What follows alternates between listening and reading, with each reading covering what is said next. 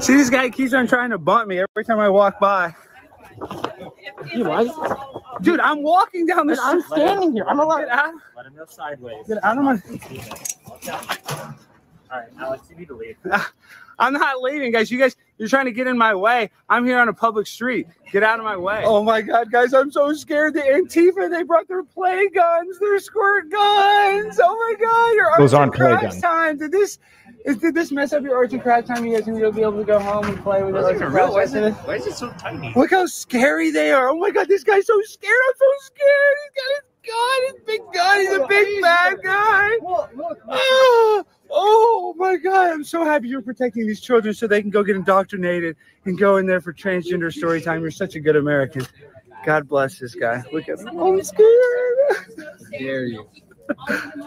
I mean, these people, these are the real cowards. They're hiding behind their masks. They got their little guns. They think they're so tough.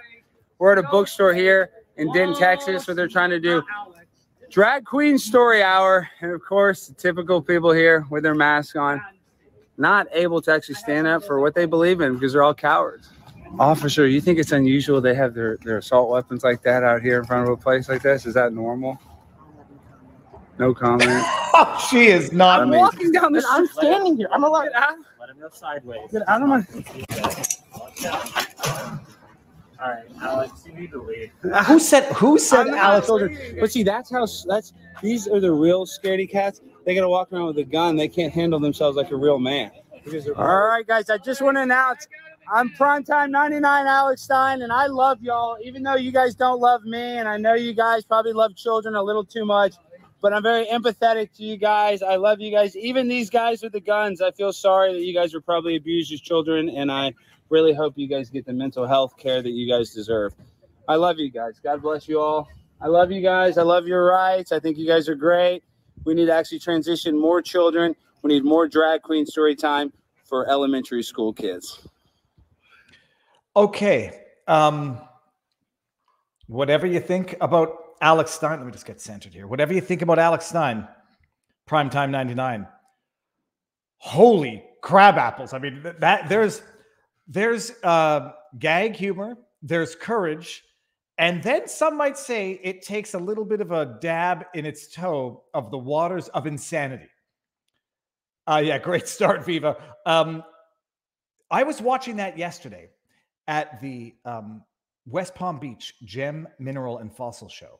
And I'm like, this guy's crazy. He's certifiably crazy. The first thing I thought, by the way, is that if there were no camera there, that guy who fell to the ground would have pressed charges for assault. No question.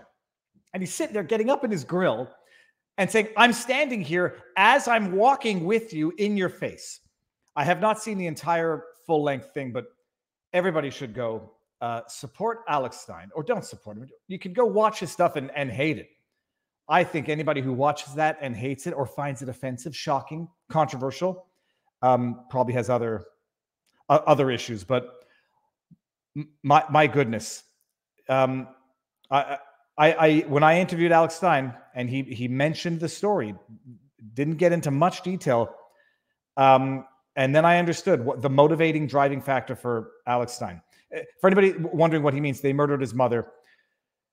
Apparently his mom was in the hospital and they put her on a ventilator knowing certain things, and he begged them to take her off the ventilator, and she subsequently passed. And it wasn't a confession through projection. It was an astute observation that there seems to be some pain and anger in his eyes, but he is most certainly on a mission. Okay. Standard disclaimers, by the way. I was talking with my dad before we went live, and he said, when are you going to go live without any problems? Your mic doesn't work. Oh, did anyone notice it? You know, the only thing that's not working tonight? My hair. I took a shower before and brushed my hair and put argan oil in it. And so it's not yet in the full Viva Fro. But other than being late, because I was sitting here singing a song to myself without realizing that we were 5 seconds late, things are working. Video, audio, and we won't have any internet problems tonight. It's glorious. Let's read this. Viva, you got to watch The Exigency on YouTube. It's a 3D animated action and adventure movie, which I think you'll appreciate. Good. Because if I hear Kiki Waka one more time coming from Bunked, is it for kids? I will watch it. Standard disclaimers, everybody. Rumble Rants, Super Chats. That was a Super Chat. People are free to give them if they so choose to support me and the channel. YouTube takes 30% of every dollar generated through Super Chats. If you want to support the channel but don't like that, we are simultaneously streaming on the Rumbles. Rumble has the equivalent of Super Chats called Rumble Rants. They take 20%. You can feel better. More goes to the creator. You're supporting a platform that supports freedom of speech. I'll say it, even more so than Elon Musk. So you can feel better doing that if you want to so do that.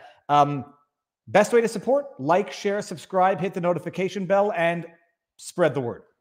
What else was I just about to say? No medical advice, no legal advice, no election fornication advice. Okay, did you see the new CPSO recommendations for docs? Chet Chisholm, I did see that. I wasn't going to talk about it tonight because it requires a bit of elaboration and I don't want to get too far into it. That is not as clear as the tweets are making it out to be. And there is not nuance, interpretation going into that. For anybody who doesn't know what we're talking about, tune in tomorrow. We'll talk about it. But there was CPSO. What does that stand for? Basically, like Ontario doctors were suggesting medicating people who were reluctant to get vaccinated or who had vaccination anxiety. That memo, that internal, document that was circulating has been redrafted, but it's not as cut and dry as it sounds. And we'll talk about it tomorrow because it might take a little too much time. Nice to see Viva get a shout out from Mark Dice.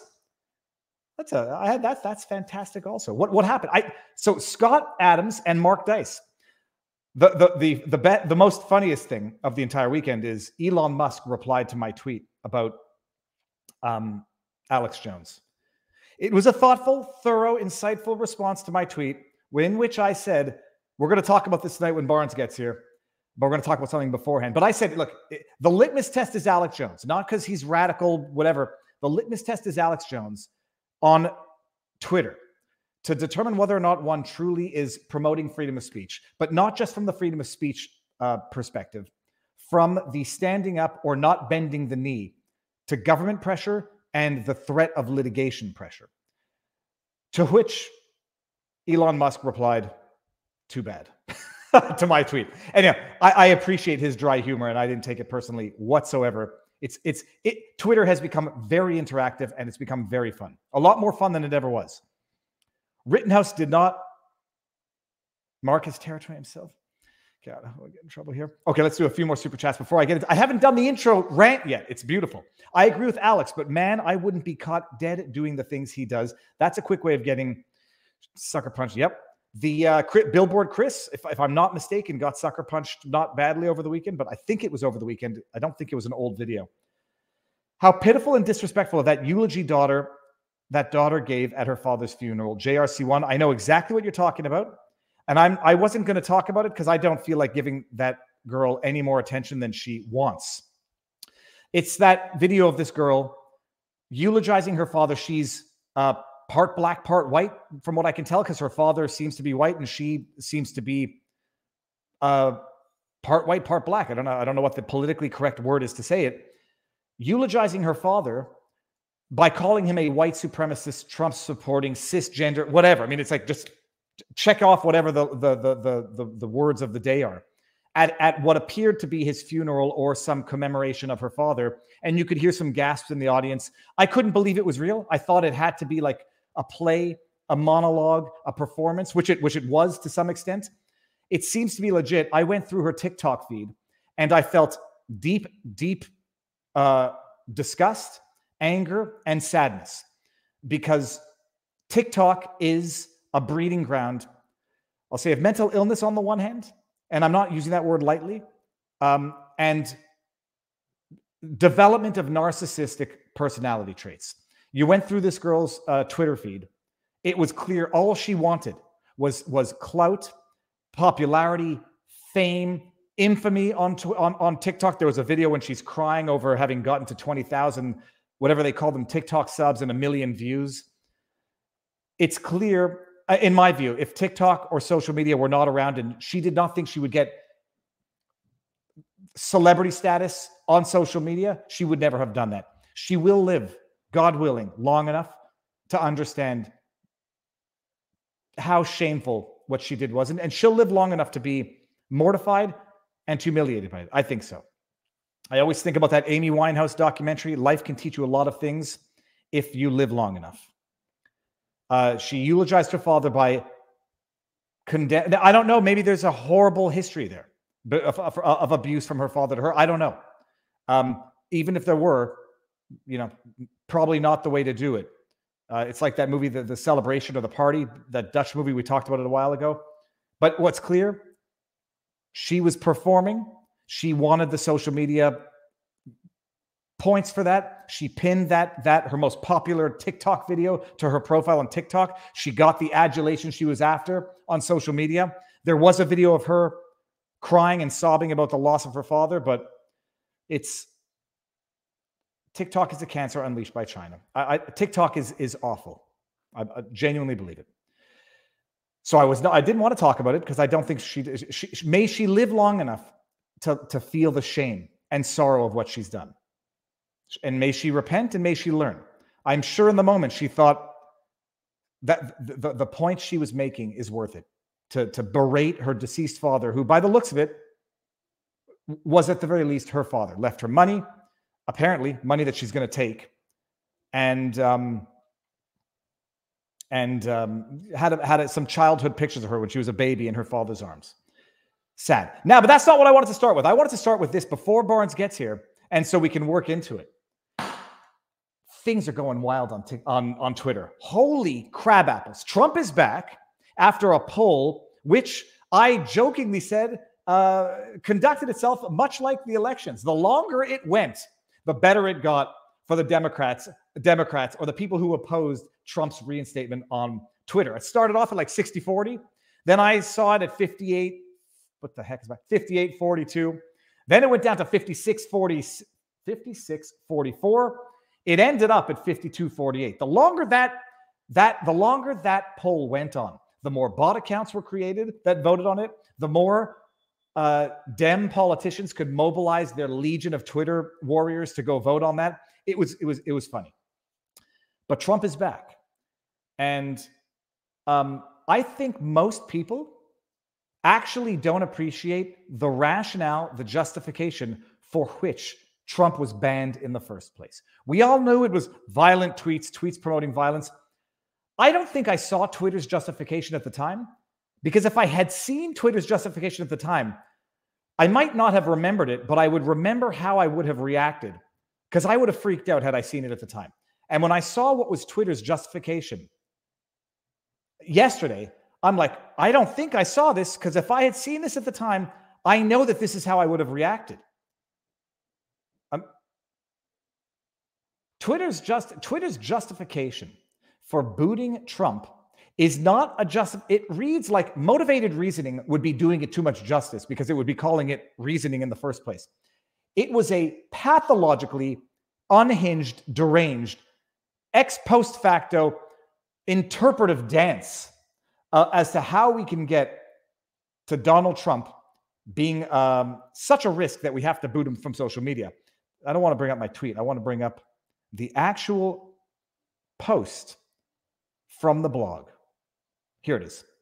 Permanent suspension. Put it this way. It was so unhinged, and I was so flabbergasted when I saw it, that I was convinced it was fake. I had to go to, can we see the address? Can we see the address bar and what we're looking at? We can't. The address bar is blog.twitter.com/en_us/topics/company/2020/suspension. It's the real blog. And we're going to read through this, because if I had read through this at the time, I know I would have done the same thing, which leads me to believe I didn't see it at the time. Permanent suspension of @RealDonaldTrump by Twitter, January 8, 2021, while he is still president of the United States of America. After close review of recent tweets from the @RealDonaldTrump account and the context around them, and wait for this, specifically how they are being received and interpreted on and off Twitter. By the way, they don't just hear dog whistles. They hear how things are being received and interpreted by third parties, both on Twitter and off Twitter. They got their divining rods, their Ouija board. We have permanently suspended the account due to the risk of further incitement of violence. Further incitement of violence, by the way, suggests or implies that there was previous incitement of violence. Let me just make sure that we are seeing the same thing. Okay. In the context of the horrific events of this week, they're talking about January 6th. The modern day 9/11, according to some people, the modern day Pearl Harbor, the darkest day in American history, a protest that got violence, that got violent in certain pockets. People were killed that day, to suggest as though it was rioters. The people that were killed that day, Ashley Babbitt, by that Capitol police officer, shot point blank in the neck as she went through a broken glass window. Arguably Roseanne Boyland, who there's some controversy around her death. And then the one person who they suggested, the one officer who they suggested was beaten to death by a group of pro-Trump, a mob of pro-Trump supporters. Brian Sicknick, coroner, unrelated, natural causes, stroke. Horrific events this week. We made it clear on Wednesday that additional violations of the Twitter rules would potentially result in this very course of action. Our public interest framework exists to enable the public to hear from elected officials and world leaders directly. It is built on a principle that the people have a right to hold power. That the people have a right to hold power to account in the open. However, we made it clear, I got to go fast. We made it clear going back years that these accounts are not above the law, the rules entirely, and cannot use Twitter to incite violence, among other things. We will continue to be transparent around our policies and their enforcement. It's a comprehensive analysis. On January 8, Trump tweeted the following. The 75 million great American patriots is going to be an operative word here, who voted for me, America first, and make America great again, will have a giant voice long into the future. They will not be disrespected or treated unfairly in any way, shape, or form. Shortly thereafter, the president tweeted, to all those who have asked, I will not be going to the inauguration on January 20th. Listen to this. Listen to this. Pathological insanity. Due to the ongoing tensions in the United States and an uptick in the global conversation in regards to the people who violently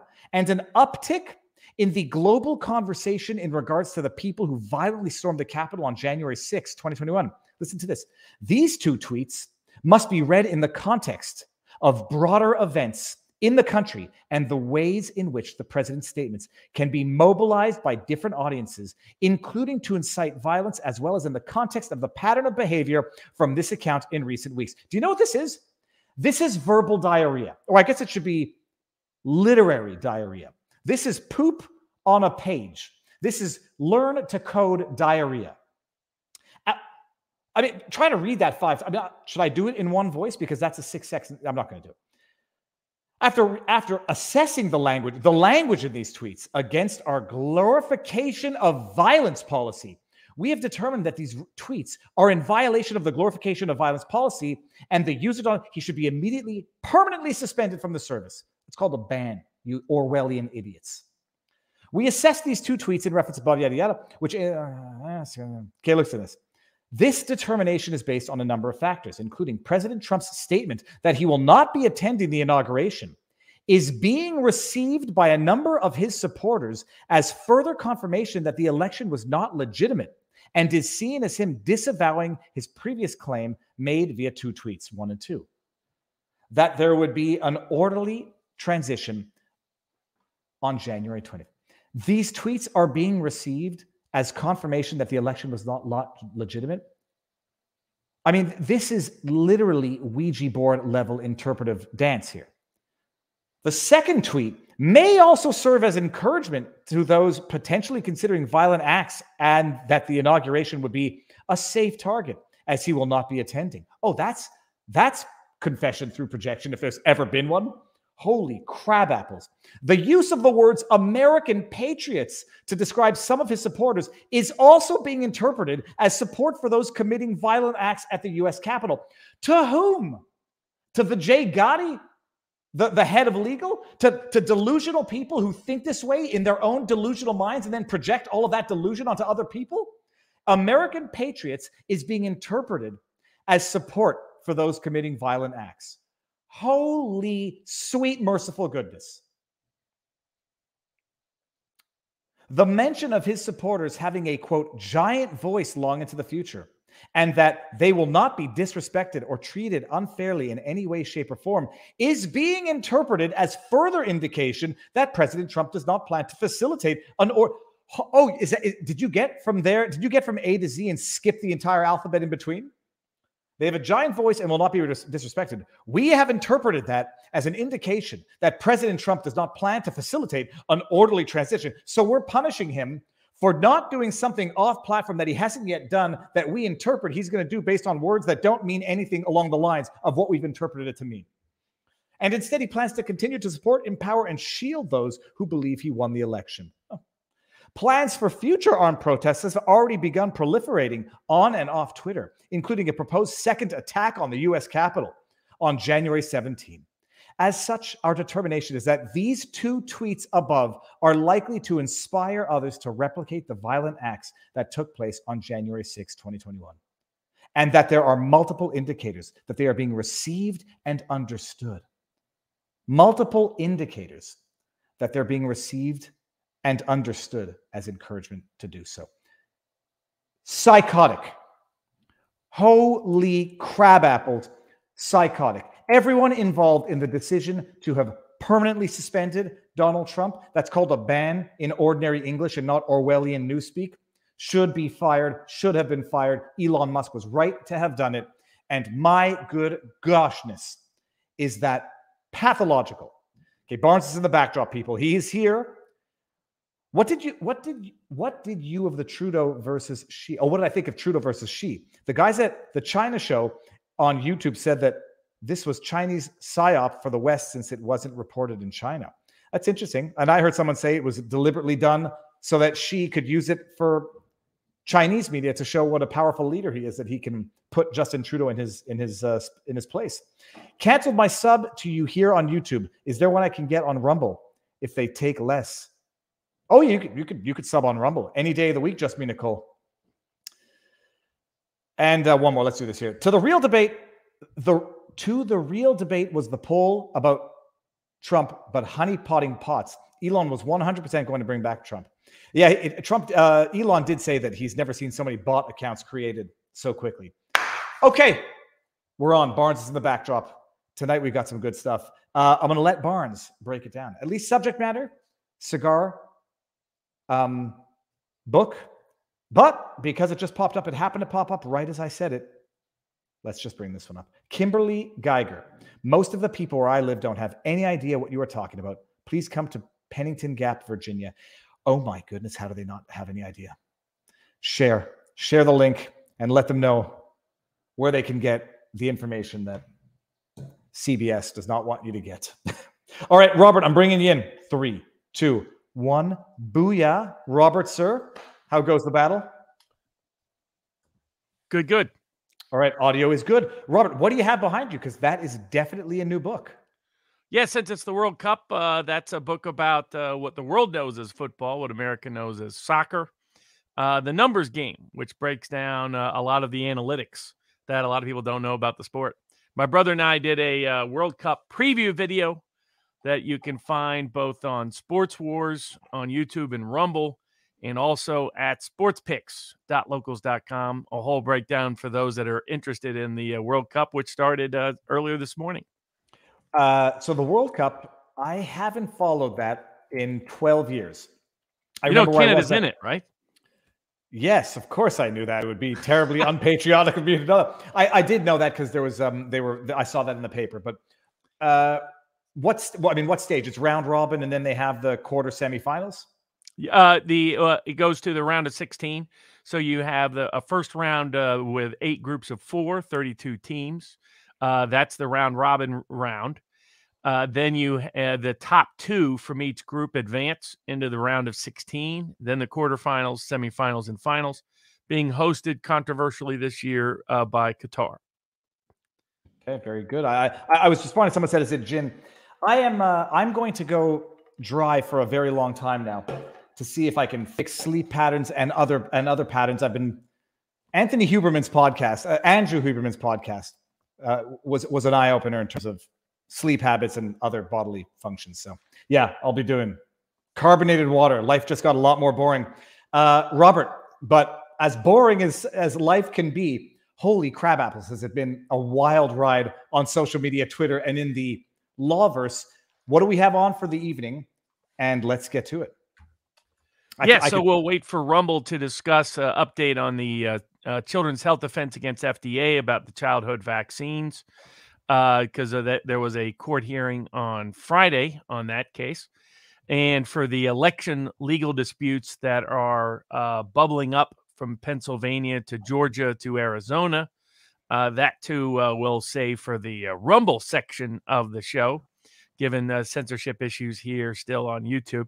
But we have all the issues related to Twitter and Trump being reinstated on Twitter, whether there are legal limitations and practical limitations to whether Trump will actually be back on Twitter anytime soon. Theranos Holmes was, Elizabeth Holmes from Theranos was sentenced this week, as well as the Molotov cocktail folks from the BLM riots, the lawyers who went and threw Molotov cocktails into cop cars. What kind of sentence did they get? Did they get a January 6th type sentence or something different? We have subpoenas being issued or plan to be issued by the new Republican House. We have Jen Psaki trying to challenge her subpoena about big tech collusion. We have a special counsel being appointed to go after Trump. We have student loan issues that got in Biden's student loan program further enjoined by the Fifth Circuit Court of Appeals that now the Biden administration is trying to challenge at the Supreme Court. We have Florida's Anti-Woke Act being struck down as unconstitutional in violation of First Amendment rules.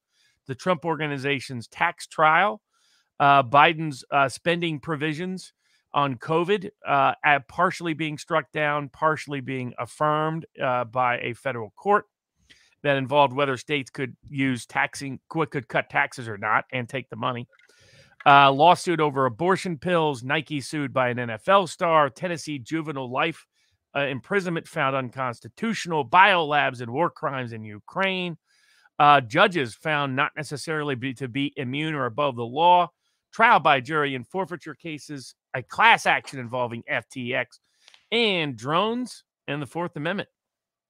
I'm not familiar with the drone ones, Robert, but all right, well, let's start with the massive news. First of all, Trump is back on Twitter. CBS says, it's so funny. The people saying they're going to leave, they can't stand it. I just got blocked by somebody who's involved with lawfare who says, I can't be on a platform with Trump. I'm going to leave, but I'm going to continue doing some stuff here because it's important for reach. Yeah, that's what Twitter is. The people saying they're going to leave because they can't stand Trump, even though we now know what the two tweets that got Trump yeeted from Twitter were and how ludicrous that discussion was, or that decision was. He's back on. Two questions, Robert. You think Elon Musk was always going to bring him back for a number of reasons, and this was a marketing ploy? And what of the concept? You floated it in one of your responses. It's an easy decision to make because probably Trump cannot come back, if not at all, at the very least not entirely, given contractual obligations with Truth. I have no insider knowledge. I don't know if you do, and I don't want you to say anything you're not allowed saying.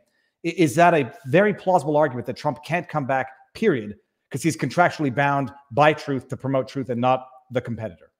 Yeah, there's two different issues there. I mean, it was an easy move for Musk. It was good marketing to do a poll and get people all excited. But all the people that think Trump is rushing back to Twitter are mistaken for two big reasons. One, there's his marketing agreement, exclusive marketing agreement with Truth.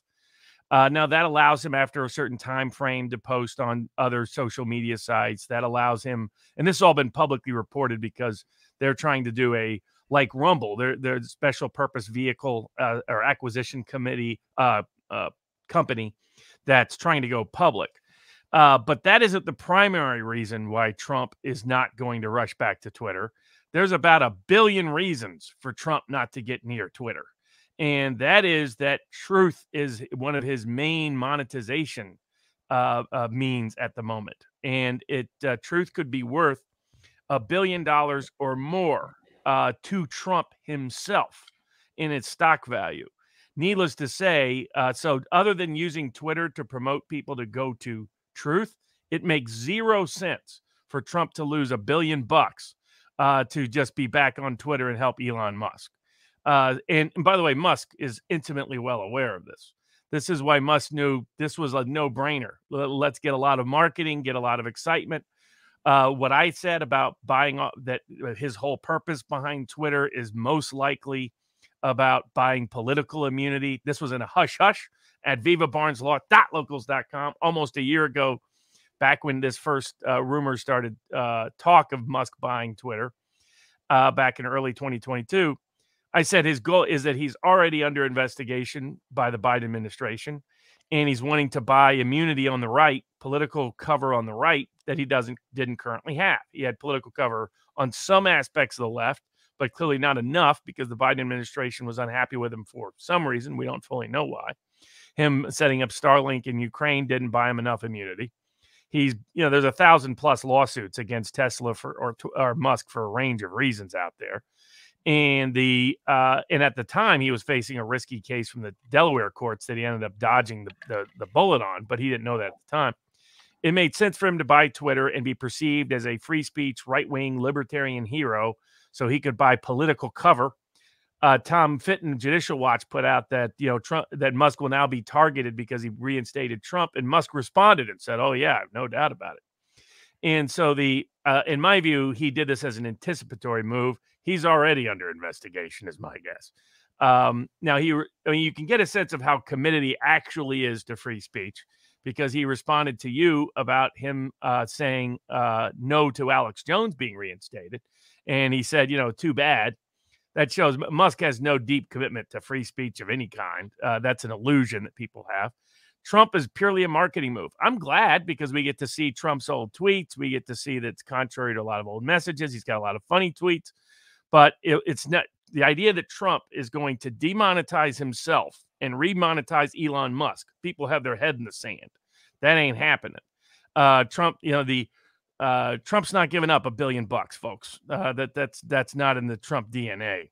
So he's already said that if the SEC interferes with his ability to take it public, he'll just take it private. He said that several months back. So the SEC is trying to interfere with the ability for that SPAC to get off the ground. There'll be a conference this week, actually Tuesday, about whether or not they are going to postpone the sale to September 2023 because of the issues present. It's trading over $20 or so a share. And if people can look up what's publicly reported is, Trump has about half of the shares. And you can do the math. The math is over $1 billion. So that's why he's not going to do anything that could possibly undermine truth, least of all for Musk, who he's not personally fond of at Twitter. He was glad Trump promoted, to his truth audience, promote the poll on Twitter. Happy to do that, but that'll be the scope of it. And people are just in this delusional denial that Trump is rushing back to Twitter and can't wait to get back there. I think that's extraordinarily unlikely. I would bet against it.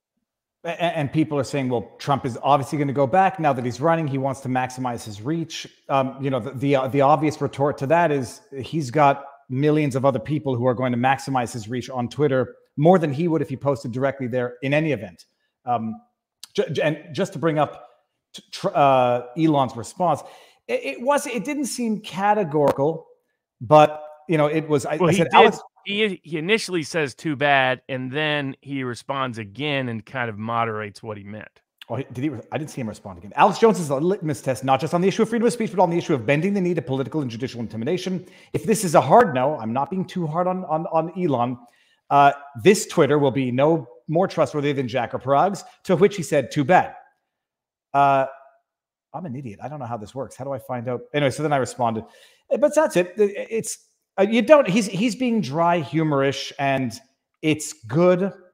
It's fun. It's fun that the CEO of Twitter is actively interacting with people on Twitter. It makes it definitely an improvement over where Twitter was. That's whatever Musk's motivations are, promoting it to be less censorship oriented is part of those is in his self-interest. So Twitter will be better than it was before. No doubt about that. But it won't be a Rumble level opposition to cancel culture. You won't see that. Alex Jones is a great litmus test for that. You can find Alex Jones on Rumble. When France threatened Rumble, Rumble said, well, fine, we won't be in France then. When Senator Rick Scott, would-be wannabe Senate Majority Leader, threatened Rumble in Florida for allowing RT to continue to broadcast on Rumble, they said, thanks a lot, Senator, but we're not going to change our budget.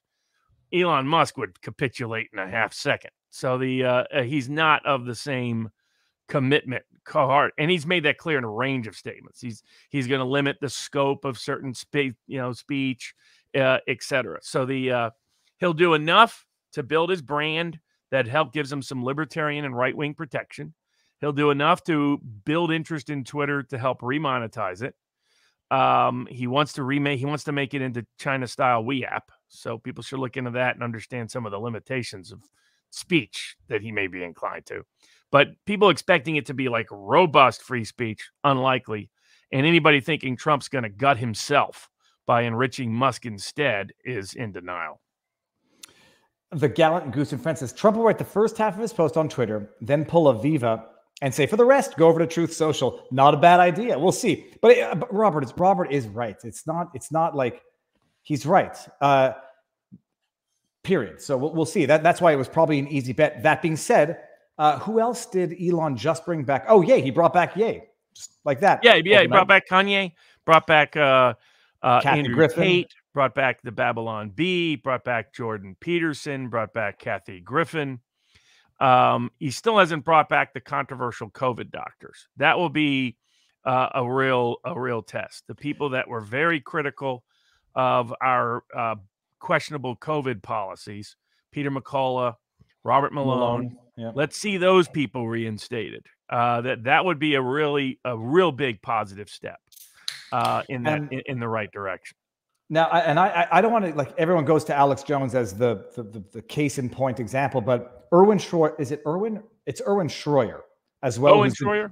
Owen Schroyer. Sorry, not Erwin. Owen Schroyer has also been anyone within the orbit of Alex Jones. I think Savannah Hernandez, who we interviewed, was kicked off Twitter. So we'll see how many. I mean, there clearly were a lot of coup attempts against him this week. There are a bunch of everybody walking off, like half of the employees walking off the job on a day. Predictions that Twitter would collapse. None of that has happened. I think there is a part of him that wants to run the company in a profitable manner. I think he's got multiple objectives, one of which is political cover. So he was always going to bring Trump back. The poll was just a smart marketing technique to get attention to it. And I think he knew Trump was highly unlikely to start using it much. So he's not going to be able to rely on Trump using Twitter to drive traffic. He needs to continue to find ways to be creative. He's talking about video content, converting Twitter basically into like a podcast hosting forum, a video content hosting forum, being able to monetize it beyond just the blue check mark. So he's got a range of ideas as to how to monetize it in the same way to recover some of the money that he spent to purchase it in the first place. And I think it will continue to be fun and interesting and engaging. It just won't be as free speech or as cancel culture opposed as Rumble is. And in that sense, he kind of lacks cojones. And that's what I said. He lacks cojones. If he had real guts and he had real courage, Alex Jones would be reinstated tomorrow. But he doesn't. So until then, he's a wuss in my book.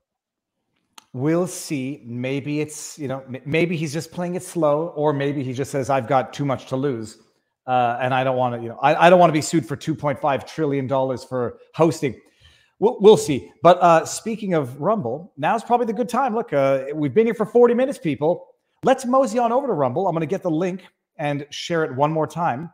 And for whatever complaints anybody has about UX, UI, whatever we call it, I am in direct contact with Chris often. And everybody knows.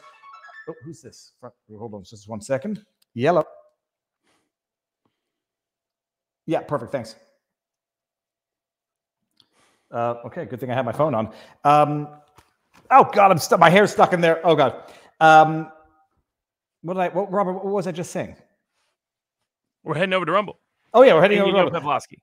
Oh, yeah, so that's it. Any issues, any recommendations, continue to send them our way. I flipped them to Chris. They know about them. They're working on it. Growing pains, good growing pains. But it's where it putting your money where your mouth is and living by principles. France wants them to take certain things down. No, thank you. Out of France. For the French who are watching, nous allons télécharger. On va télécharger, I think is the word. Anyways, we'll upload the podcast to locals tomorrow so you can watch it for those who can't reach it in France. And I apologize for that, but we're going to do it anyhow. Head on over to Rumble. We'll be there in 3 seconds. We should see 5,000 more people. Not end broadcast on YouTube. Over to Rumble in 3, 2, 1. And let's make sure that we're still good on Rumble. I have all the Rumble rants, by the way, as well. And I'll be doing the same thing. I'll be doing a live locals read of the Rumble rants tomorrow. Robert, I'm trying to find an audio clip of Sam Bankman-Fried, because we're going to go through the fraudsters of Washington. I mean, there's an audio clip of him. I'll find it while we discuss this, where he's speaking in a rather disparaging manner. Ezra Levant tweeted it. It's one of those things that's so shocking. I'm almost shocked that it's real. Listen to this before we get into the first subject of the night. This is Sam Bankman-Fried. I just think that people are overreacting, and I really hope that once, maybe we can, people don't get it. Like, most people are stupid, and they're really stupid, okay? I mean, just being honest, right? So the other day, I'm sleeping on my beanbag in my office, and, like, one of the cleaning people comes by, and she's like, hey, I hear you're the big CEO. And I was like, shut the up, is what I told her. Because I'm like, who are you? I don't need, I'm not looking for the help. Like, maybe I'll donate money to you, And, she kind of, like, took that weird, and she told me, like, I'm a guest here. And I said, I was like, I could buy your family, like, 300 million times over, okay? And I'd still be a billionaire. Now, this was before everything imploded, but the point is it's just people are really they're just not letting me do what I want to do. So I heard that. There's part of me that says that it has to be a deep fake, but Ezra has been very consistent, very reliable. But this is let's assume that it's not a deep fake and it's a real video. This is pathological, where when we say, like, benevolence is often used as a cloak. And the poo-poo has hit the fan. Robert, before we get into the class action lawsuit against FTX, Sam Bankman-Fried, I don't know if Mark Cuban was specifically named as a co-defendant, but Kevin O'Leary was. Brady, Miami Stadium. Before we get into that, what do you have any developments, or what are the latest developments that the rest of the world might not be aware of between what occurred last week and today? Yeah, I delayed my hush-hush on the FTX topic because there was so much news this week on it. So the bankruptcy court has had filings that reveal things were even worse than some anticipated. It was along the lines that we discussed and predicted last week. This was a scam top to bottom, left to right. But more developments there. And then, of course, the civil class action that was filed that named Larry David, named Tom Brady, named Tom Brady's wife, Giselle, named baseball players, basketball players, the Golden State Warriors basketball team, a range of the Mr. Wonderful, the big investor, Kevin O'Leary. So one person after, big names who they want to hold personally liable, and predicated on, I still think, a little bit of a suspect doctrine. But because of the bankruptcy, it may suck up all of these civil cases, and they all may end up in the bankruptcy court. The person assigned to handle some aspects of the bankruptcy, who was also involved in handling Enron's bankruptcy, has called it worse than Enron.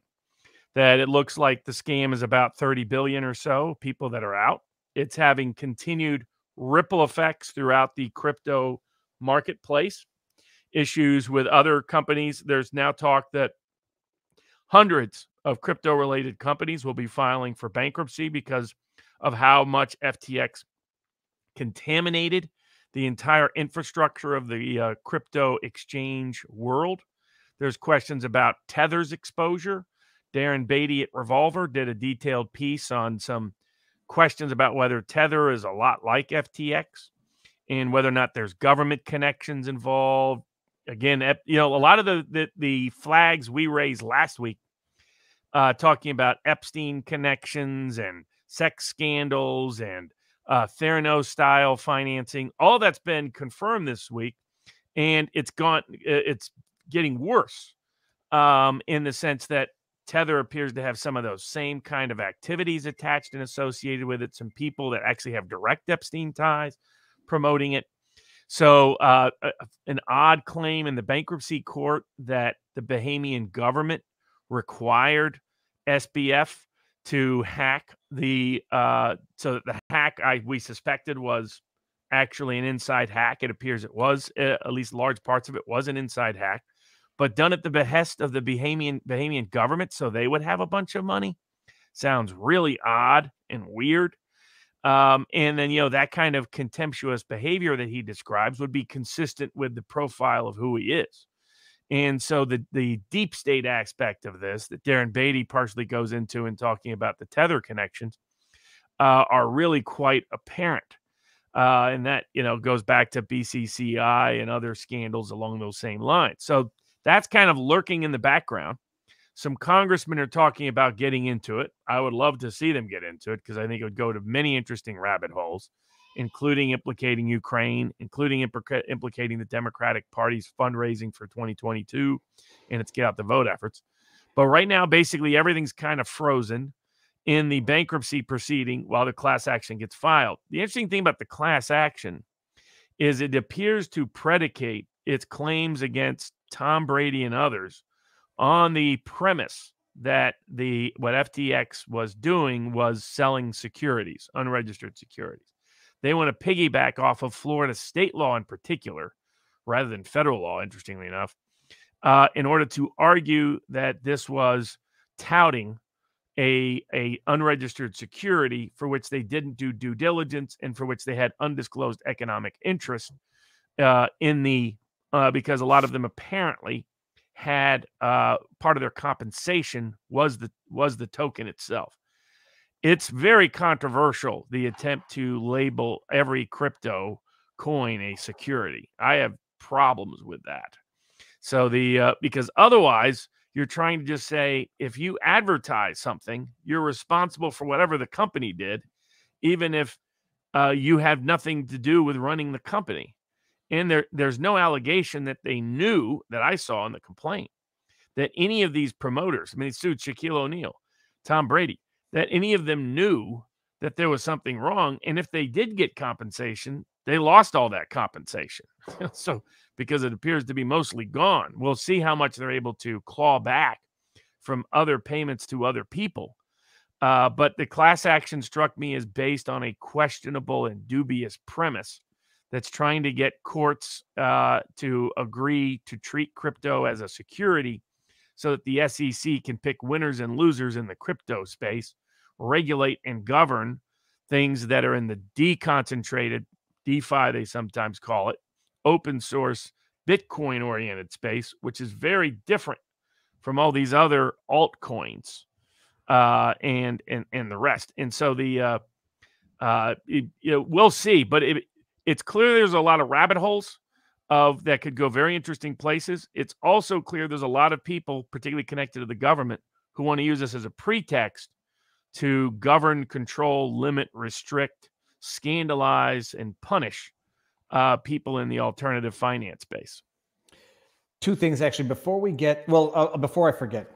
The class action, yes, it's casting a broad net going after anybody who was paid or any celebrity who was paid. There is a difference, though, I don't know if Shaquille, I have to think back to the allegations. I don't know if there's specific allegations that Shaquille was an investor as well. But when it comes to paid spokespeople who are ambassadors, spokespeople, and investors, which means that they've seen financials, et cetera, does the class action make a little more sense to those people who are wearing two hats as opposed to those who are just paid spokespersons? Yep, Coke pays me to sell their product. If there's, someone gets C. difficile from a Coke, don't go after the celebrity who promotes it. Is there a better argument for the two-way investor and spokesperson? Well, I think if you're talking about the Silicon Valley hedge funds that were involved, that's a different animal because they do have access to a range of internal documents and information. But, someone like Tom Brady could have been given shares and never seen any of the internal financials. And the story is that he lost hundreds of millions. I don't know whether that's accurate or not. But if the best argument all of them have is if they lost money. If they lost money, how do you say they were in on the fraud? Kind of an odd way to be about it.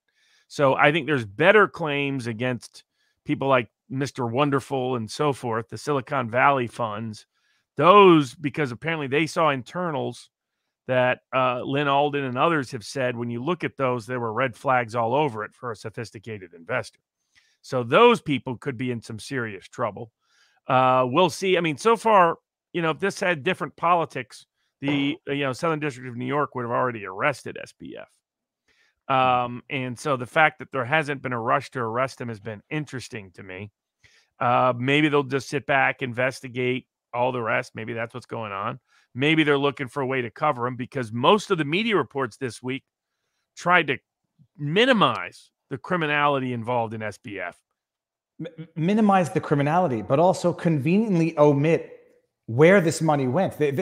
New York Times described it as a collapse. He overextended, over-leveraged, wasn't paying enough attention. Washington Post actually ran, if it wasn't the headline of the article, because the headline was either changed or was not that headline from the beginning, someone else tweeted out, the collapse of FTX frustrates the founders' philanthropic abilities to try to prevent the next COVID pandemic or the next pandemic. I'm paraphrasing, basically suggesting that this philanthropist will now, it's interrupting his plans to try to prevent the next pandemic. Washington Post. They can, other than that, sugarcoating is not the right word. It's almost martyrizing the fraudster. The articles that I've read, even the ones in not the New York Times and Washington Post, do not mention, for the most part, where the money went, how much of it went to the Democrats, and then some sort of leave it ambiguous. But by my count, Robert, there was one article that said 90% of Sam Bankman-Fried's $40 million went to Democrats. 90%. Others are saying it was his $39 million went to Democrats. His other deputies or whatever they call them, 29 or 27 million went to the Democrats. His mother, through Mind the Gap, which nobody's really talking about, her own fundraiser or the family fundraiser, which gets the vote out, raised $140 million this election midterm cycle. And from some reports that I read, which are few and far in between because nobody repeats this information, SBF, if he wasn't funding that directly, was getting his entourage to fund it. And so you got 70 million directly through SBF and other executives, 140 million raised by his Mind the Gap from his mother this cycle alone, which is up like exponentially from 2020, in which SBF donated, I think, 10 million to Biden directly or indirectly. Nobody's mentioning it. I understand that aspect of it, but what is the Ukrainian angle as to how money went from FTX to Ukraine and then back to the Democrats? Are you able to clarify that? Well, everything about FTX looks like a deep state money laundering machine, because not only was a lot of money laundered to anti-Trump folks, anti-MAGA folks, Biden administration and Democrats, and to get out the vote folks, but also was laundered through Ukraine because of them setting up a plan. And we don't know the scope of it yet. All we know is that FTX bragged about how they were part of the money going to Ukraine and to help and aid Ukraine and had ties to the Ukrainian banks. We don't know how deep it goes. We don't know how wide it goes. We don't know how broad it goes. But it also came out this week that he had Bill Gates style influence over the media, that he had The Intercept was getting a lot of money from SBF and FTX, these kind of publications. And The Intercept was interesting. Glenn Greenwald considered it to have so deviated from its principle and purpose that he left it in a very public resignation because it had abandoned its original anti-deep state agenda, been co-opted for other purposes. And then it also came out that through his brother's organization, they were deeply involved in promoting certain literature about COVID, including the attack on ivermectin.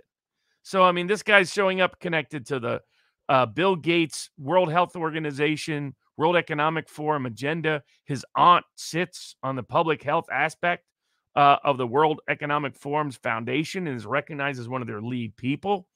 The money tied to Ukraine, money tied to the Democratic Party.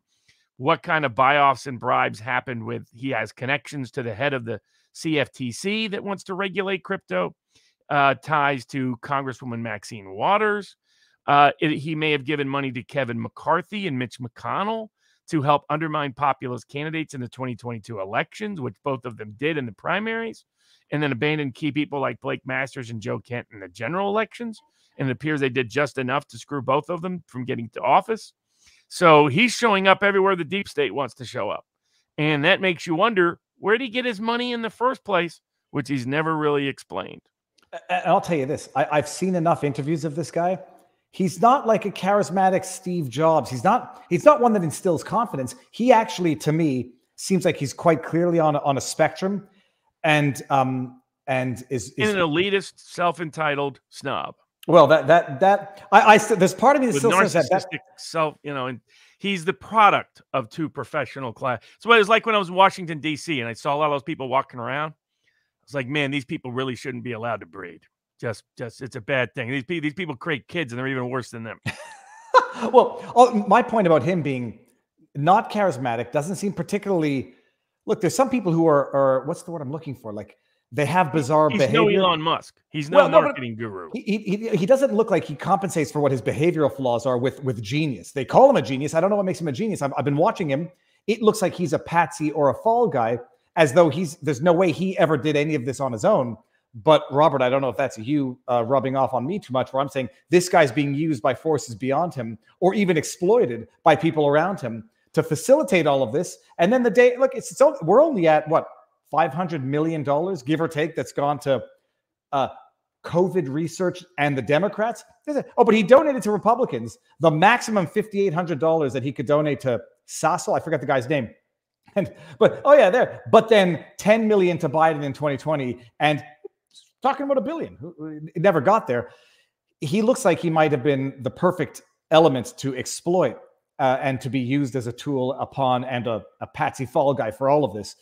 We'll see. The class action lawsuit, it's going after everyone and anyone. But I think some people have much more exposure than others. And I'm thinking of Kevin O'Leary in particular, just because it's not just that he was an ambassador and a spokesperson. He's an investor, and he doesn't, I presume, doesn't just take people at their word. He knew that the parents were involved in it, said it in an interview. If there's any place I feel safe, it's this place, because his father's a regulator, a tax lawyer, as is his mother. If anybody can set this infrastructure up to avoid problems, this is where they can go. That's more information than most people had. And if you have that, maybe he's just dumb and took the kid at his word and didn't actually look at financials to see this. They almost had to be investors the way they are. And apparently, from Lynn Alden's breakdown and some others, they did see some internals that should have been red flags right away. Mm. And so that raises questions about what they're really doing. But a lot of those big tech hedge funds in Silicon Valley have deep state ties. So that we'll see whether this ever reaches full disclosure, full discovery, full transparency. For that, there really needs to be some subpoenas. And there was talk this week that the new Republican House is going to be issuing subpoenas to a range of people in the Biden administration, including the Justice Department, including HHS, where they had all the big tech collusion coordination coming forward on issues of immigration. There's others calling, as MTG called for it this week, an audit into all the money that was connected to Ukraine and to FTX as part of that inquiry. So we'll see how broad they're willing to get and go, but they did announce there will be a broad-scale investigations into all the weaponization by the Justice Department, not only weaponizing it to hide information about the Biden family and Hunter Biden, but also about Papa Joe, but also about their political weaponization and going after Trump, their political weaponization and going after January 6th. As just one example, those two lawyers that threw Molotov cocktails into police cars during BLM rioting, the headline I saw this week is that going to get 15 months. 15 months. So while people who merely trespass, who weren't actually violent in any real way, at the people's capital are getting like 6 years. Some are looking at 15 to 20 years. People actually throwing Molotov cocktails into police cars are getting a year. By the time they'll be out in less than a year on average. 15 months. That was after the plea deal to which they already accepted was negotiated down again by prosecutors or DA. I don't know what the word is. Just magically. The Southern District of New York, the ever reliable, ever honest, ever trustworthy Southern District of New York and Manhattan. Everyone should just appreciate that. 15 months for throwing Molotov cocktails at a police car. Jacob Angeli, the QAnon shaman, 5 years because he had a spear and went into the Capitol. I forget the other guy's name. It was violent against nobody, was asking for permission when he went by the Capitol Police, all of it. Who was the one whose son ratted him out? I forget what his name is. Son ratted out Jan 6. He got 7 years for carrying. I think he had Guy Reffitt, who was ratted out by his son. But he got 7 years because he had a firearm on site. Didn't do anything violent either. It's enough to make you blackpilled. But Robert, and that's what hopefully these the Republicans took the House. Hopefully they really meaningfully exercise this investigatory power. It's the only thing they really can do. No legislation will get through with Biden there anyway. So the best thing they can do is, aside from proposed legislation that can put some real meat on the bones from policy, the more efficacious method would be, in fact, to conduct meaningful investigations and have real hearings and have smart people running those hearings and courageous people running those hearings. And so we'll see how far and how broad and how wide it goes. But they did put the Biden Biden administration on notice this week to preserve records and information because those subpoenas will be forthcoming come January. So I think Marjorie Taylor Greene effectively negotiated that with Kevin McCarthy, that because they didn't get a big enough majority, they're now dependent upon that populist wing in the House to get anything done. And so their plans backfired on them, the Republican establishment. And so now they apparently, she said, look, we'll back you if you agree to let real subpoenas and real investigations go. And he said he would. So hopefully he keeps his word on that. And then maybe we'll get to the bottom of some of these scandalous behaviors, which the Justice Department is trying to dodge by appointing a special counsel to harass Trump. Yeah, so I was going to go to Theranos, but we'll go to the other Silicon Valley darling fraudster in a second. What do you make of the announcement to appoint a special prosecutor to Trump? Well, give Democrats credit; they know how to weaponize people. When they appoint a special counsel, it's not a cover-up artist like Bill Barr did with John Durham, and it's not some weak-kneed guy who's not going to do anything like Sessions did with Huber. It's somebody powerful who was out to get you, like happened, frankly, with the appointment of Robert Mueller, who was out to cover up government complicity and corruption in Spygate, as well as embarrass and undermine President Trump, particularly in his foreign policy positions. But here, the person they appointed is a deep state hatchet man, deep state assassin. So that's what he really is. He's a political assassin. Whenever you see a guy that has previously taken out Republicans and previously been appointed to deal with war crimes, then what you've got is somebody the deep state trusts to do their dirty business.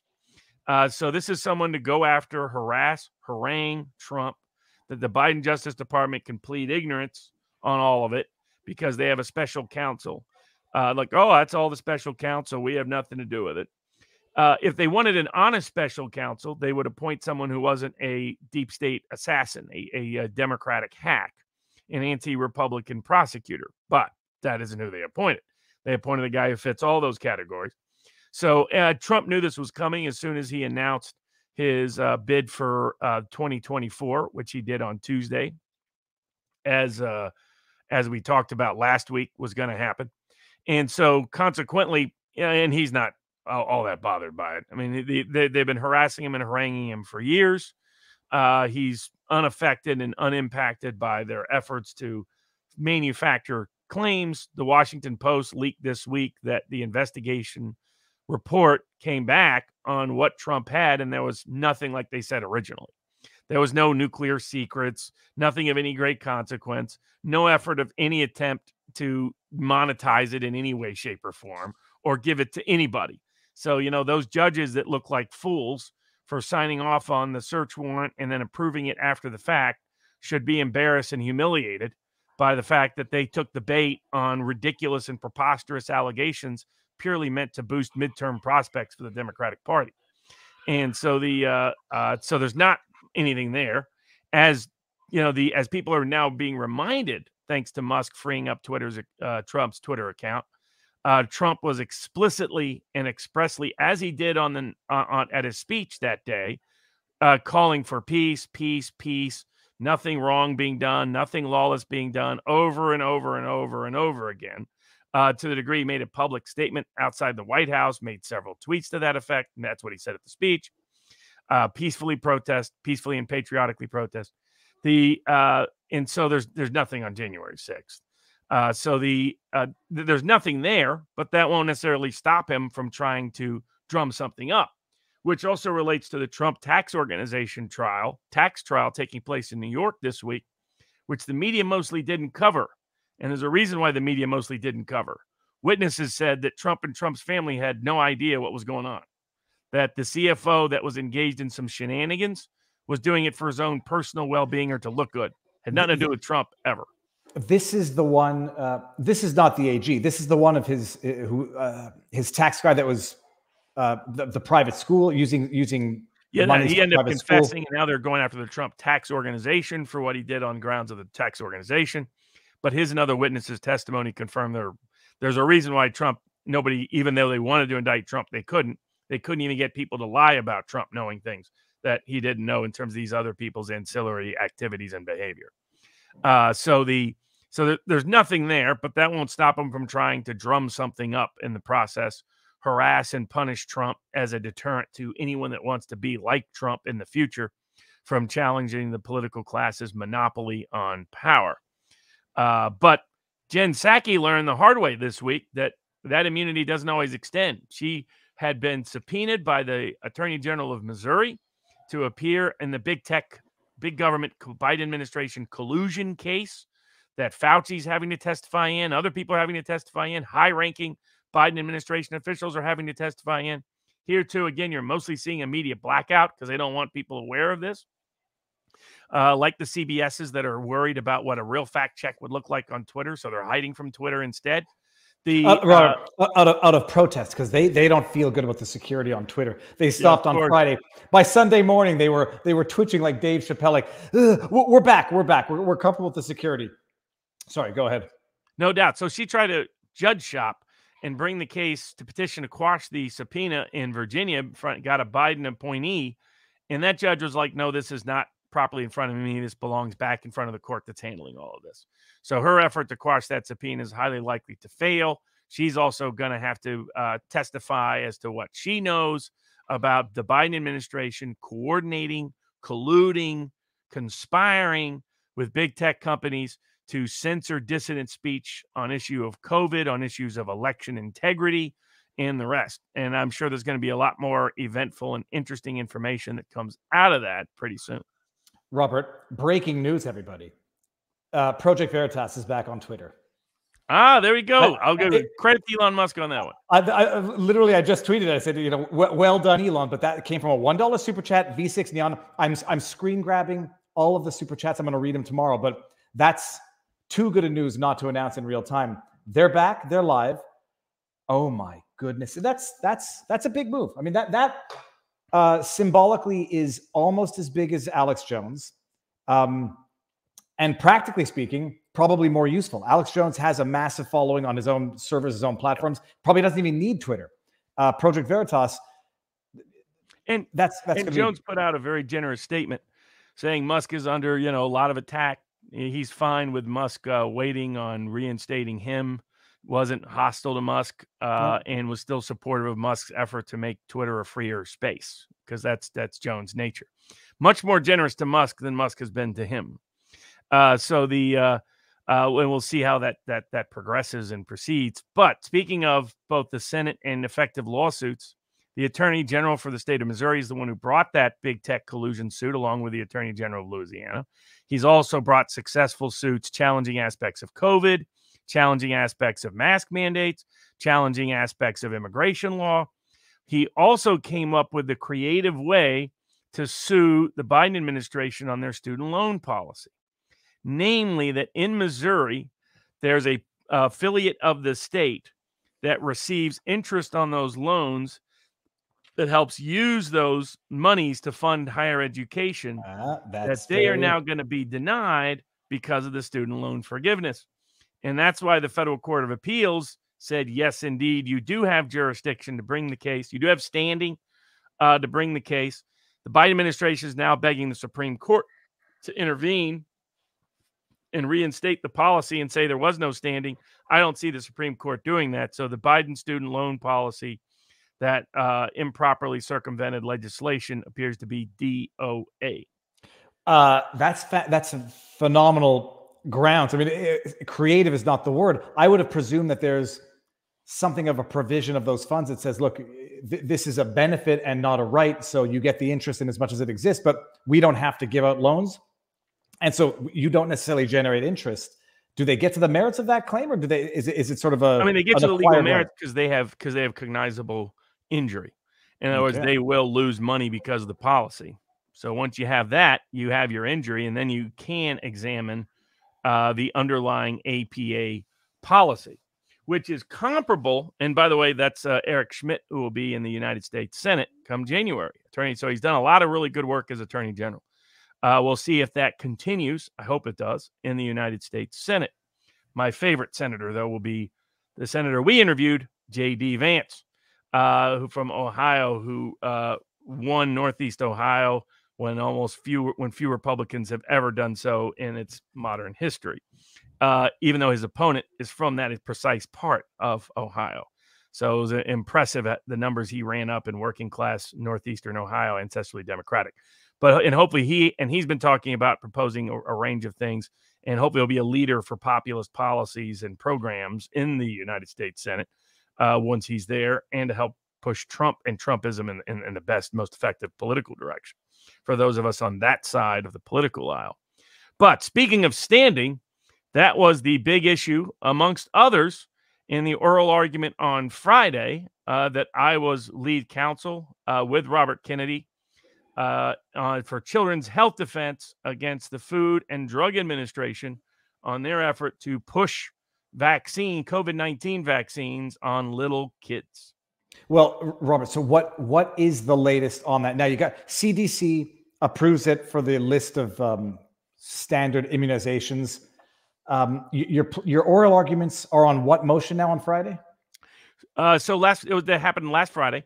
So the government we brought suit on grounds that the FDA violated the Administrative Procedures Act because they took certain agency actions. So when a federal government agency takes what's called an agency action, if they don't comply with the restrictions and rules of the Administrative Procedures Act, an individual can bring suit against them. Now, there's limitations that can be argued, and that the government has argued in this case on those suits. Our complaint was that there were several different FDA actions. One is that the FDA was calling the drug safe when it's not, calling it effective when it's not, calling it a vaccine when it's not, saying that there's an emergency for children from COVID-19 when there ain't, and that they even redefined the word vaccine without going through any proper process in a way that directly contradicts the plain understanding of it in the common parlance and their own understanding of it for more than a century. So we're challenging all of those actions, as their excuse was this was all part of our emergency use authorization, and that derives from our emergency powers. And under the emergency power statute, we're exempt from the Administrative Procedures Act, and consequently, we can't be sued. We have sovereign immunity. Their other claim was that we couldn't make a claim for any violation of the Administrative Procedures Act. And their primary argument is that nobody that sued has standing to sue. So the argument was that the organization Children's Health Defense didn't suffer any injury from their action, and the individual parents who brought suit haven't suffered any injury from the action because they're not responsible for the actual administration of the vaccine, nor any mandate or conditioning of the vaccine. So that was it was the motion to dismiss brought by the government that the court heard on Friday. And their argument is those threefold factors. Our response to that is that, first of all, any organization that suffers a drain or diversion of resources because of a agency action has suffered a constitutionally cognizable injury sufficient to constitute a constitutionally cognizable case or controversy, which is all standing is. Standing is an interpretation of a few words in the U.S. Constitution that say a court must hear any, quote, case or controversy. And the argument is there's no case and no controversy unless you have standing. This is a doctrine invented only about a century ago, and in my view, is divorced from, not tethered to, our constitutional history or good principle. Putting that aside, it is recognized that when an organization has to drain its resources or divert its resources in response to an agency action, that is a constitutionally cognizable injury for purposes of jurisdiction and standing. Here, Children's Health Defense had to spend gobs of money and divert all of its resources away from other issues of children's health to spending 90% of its time and its money and resources on counteracting the lies being told by the FDA in mislabeling, misbranding this product as a safe, effective vaccine when it's not safe for kids, not effective for kids. It's not even a vaccine because it inoculates against nothing. And as Pfizer admitted, they didn't even test for inoculation in the first place. So that was actually going to be my next question. First question, though, playing devil's advocate, they're going to say, look, you as an agency or as an entity, you decide to divert your resources to fight this. You didn't have to. You chose to do it. So you're the author of your own misfortune, any misfortune that you may have. I could foresee that argument with Children's Health Defense, not so much with the parents, but we'll get to the parents standing in a second. What do you say to that? Like, all right, you guys chose to do it. You can't hold us responsible for that which you actively chose to do. You might be wrong at the end of the day, but nonetheless, you decided to do it. Live with the consequences. It's not our fault that you're diverting resources to sue us. The problem with that argument is then under that circumstance, no one could ever sue. In other words, there's all these case law that has said, do you divert resources in response to an agency action? All those actions are volitional, right? You don't have to spend the resources in response to the agency action. If the mere fact it was volitional meant you couldn't sue, then no organization could sue. Well, no, I can imagine it not being voluntary or of your own volition if they say we're implementing plexiglass. So now I have to put plexiglass because FDA says so. So that's no longer of my own accord. That's never been the requirement. So in other words, all that's required is you have to respond and spend resources in ways you would not have had to do but for the agency action. It's not whether or not there's like a direct cost imposition on you. It's solely whether or not this is in response to the agency action. So if it's something you would have done anyway, if the agency never would have done anything, that's when it's not a constitutionally cognizable injury. And that was their argument. Their argument is CHD would have done this anyway. And it's like, no, we wouldn't have. Why would Children's Health Defense doesn't need to counteract the lies of the FDA if the FDA is not busy lying? And so that's always been the standard. So it's always for example, let's say there's an election controversy and somebody has to, and a organization has to go out and educate people about issues related to the election that they only have to do because some agency took a particular action. constitutionally cognizable.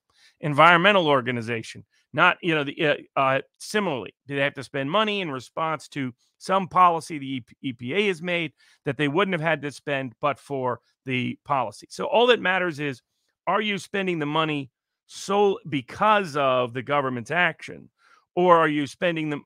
Was it money you would have always spent in that precise way anyway? And here they didn't even. Their dispute was only we would have spent it otherwise, but that didn't really hold much water. And the court didn't focus on that issue. The court seemed to assume that standing did apply. We'll see when we get the ultimate decision. The court didn't make a decision, but the court didn't focus much attention on that set of questions. You're on mute. Sorry, my question is more for the parents. How do they argue the parents? They say the parents don't have standing because you didn't suffer any consequences as a result of what we did. I mean, what consequences, following their own logic, what consequences would parents or children have to suffer in order to acquire standing? Have suffered an actual physical injury? Well, even then, they said they wouldn't have a right to sue. So what the FDA is claiming is that, so all you need is one plaintiff to have standing, and then that's it. You don't go further on the standing issue. You then go into the substance of the issues, and the case moves forward. So if CHD has standing, CHD also has what's called associational standing. So that's your right to raise the claim of your members who don't have to be part of the suit for you to raise that suit. So CHD said, look, there's a whole bunch of people that are going to be subject to mandates, that are subject to constant coercion, that are subject to this constant propaganda, that may suffer an involuntary intrusion or without at least informed consent, which is what this is all about. The FDA wanted to focus on consent rather than informed consent. So they wanted to say, look, it's always up to the parent whether or not the child gets vaccinated anyway. And if there's a mandate, we have nothing to do with that, so we can't be blamed for it. And our counter to it is the whole FDA's obligation is to be in the informed consent business. This is why courts have found you can sue them for when they fail to provide adequate information about something, when they simply allow the importation of a drug that might have dangers to third parties, because that's the business they're in. They're in the informed consent business. They're a labeler, marketer primarily. They're about making sure labels are correct. That's what they're supposed to be about, like the U.S. Department of Agriculture, frankly. And so in that context, when they are giving bad information, allowing or authorizing bad information, or in this case, doing it themselves or complicit. I mean, here you have the FDA commissioner has gone on children's TV shows calling the drug safe and effective. They use Big Bird and Elmo to tell kids they're going to get sick unless they take this safe, effective vaccine. They have in fact, the government tried to deny this at the hearing. They're like, FDA is not involved in the branding business. It's like they're not supposed to be, but they are here. So that's exactly what they're doing here.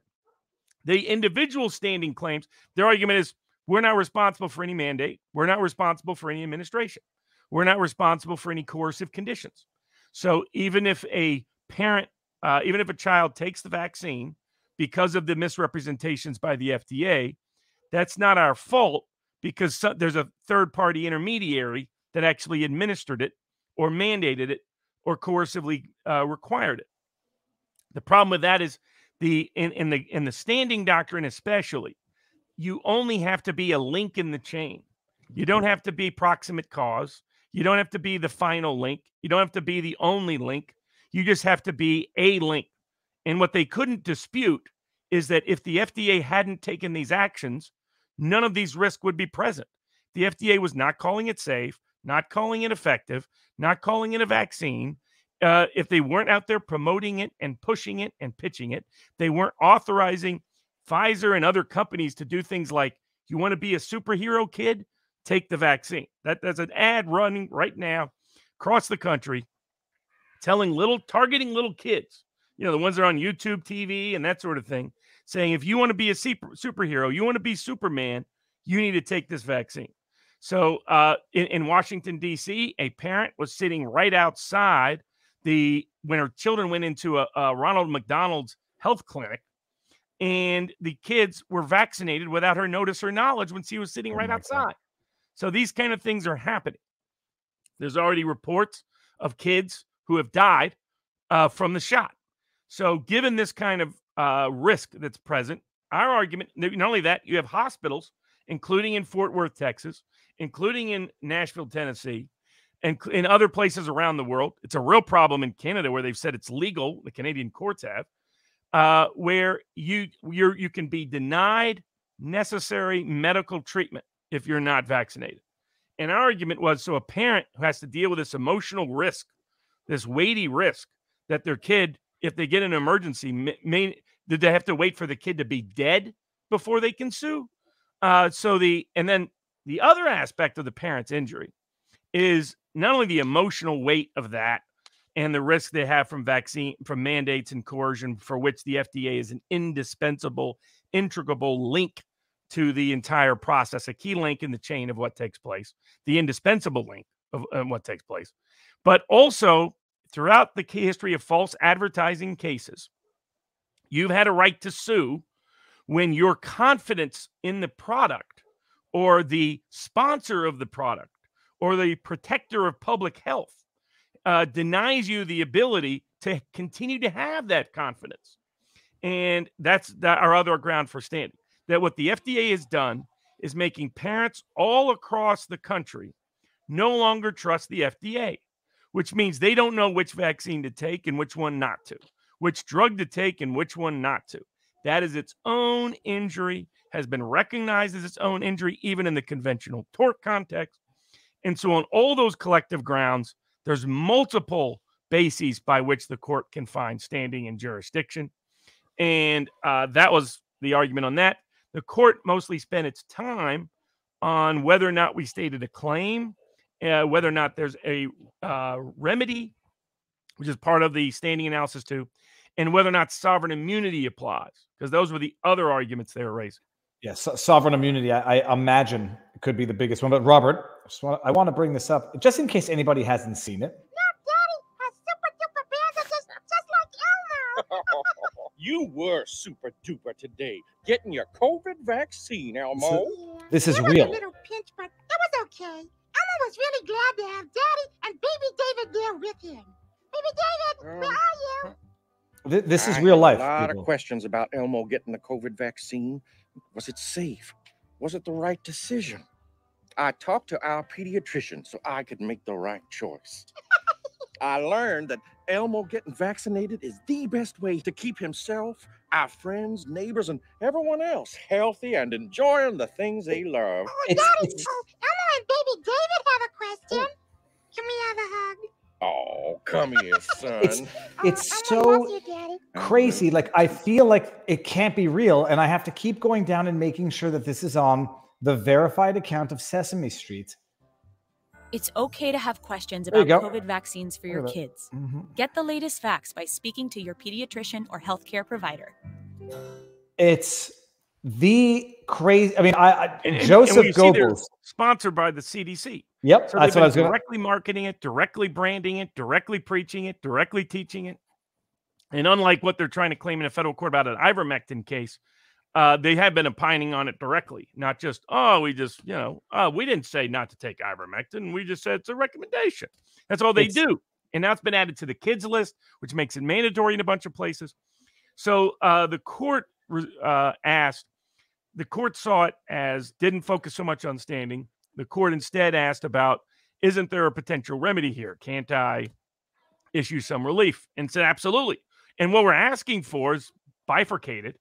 At this point, we're just asking for the case to move past a motion to dismiss and get to discovery. And what's an expedited process under the APA is just to stop the lies. I mean, the court doesn't even have to revoke or stay the EUA.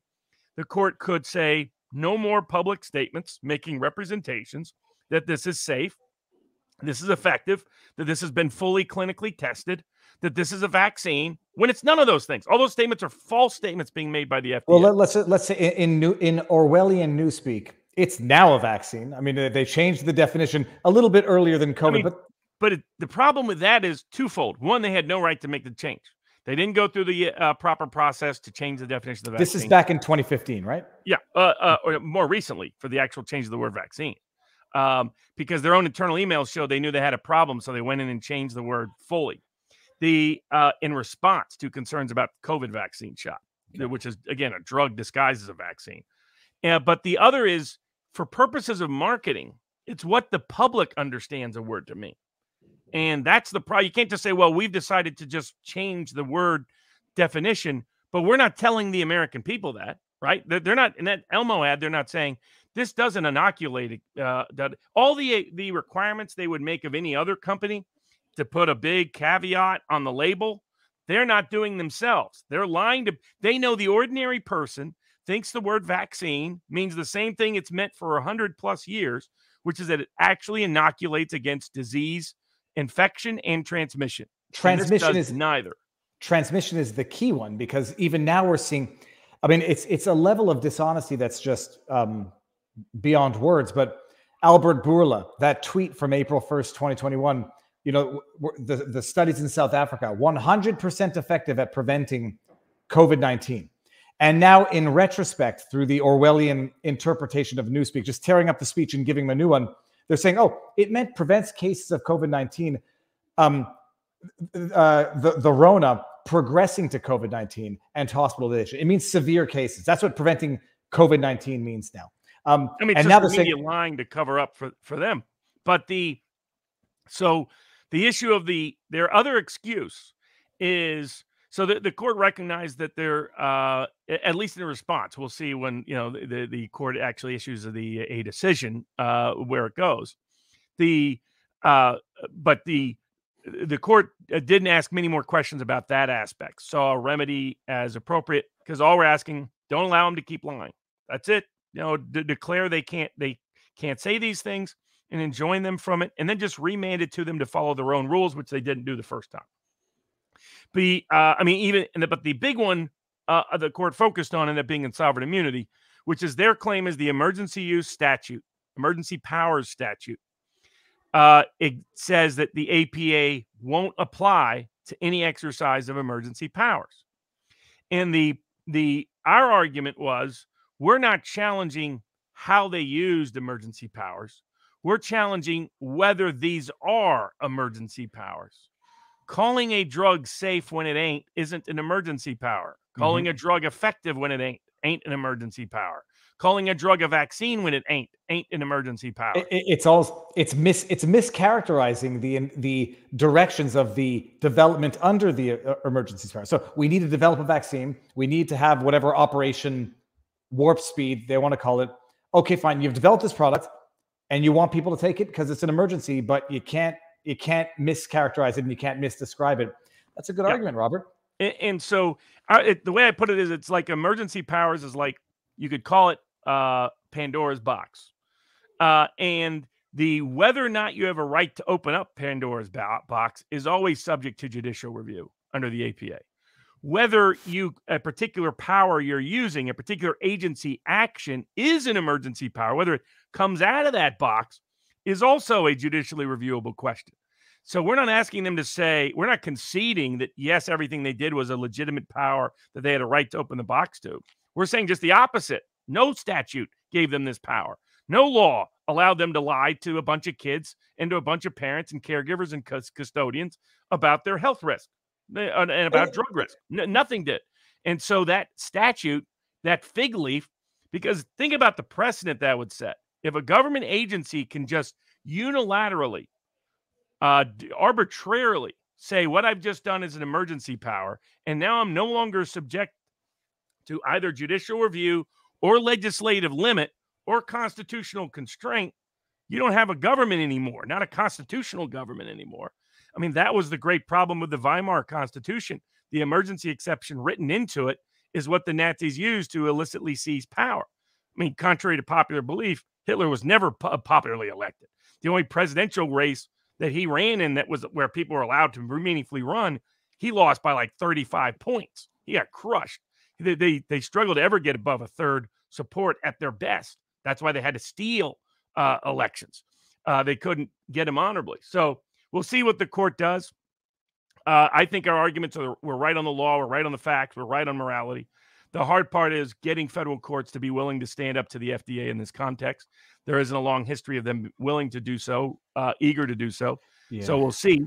But we're right on the law and the facts, and whatever happens, if the court rules in favor of the government, then we'll be taking it up all the way to the Supreme Court as necessary. Because this power is a dangerous, perilous power. The government cannot be allowed to get away with what they've done.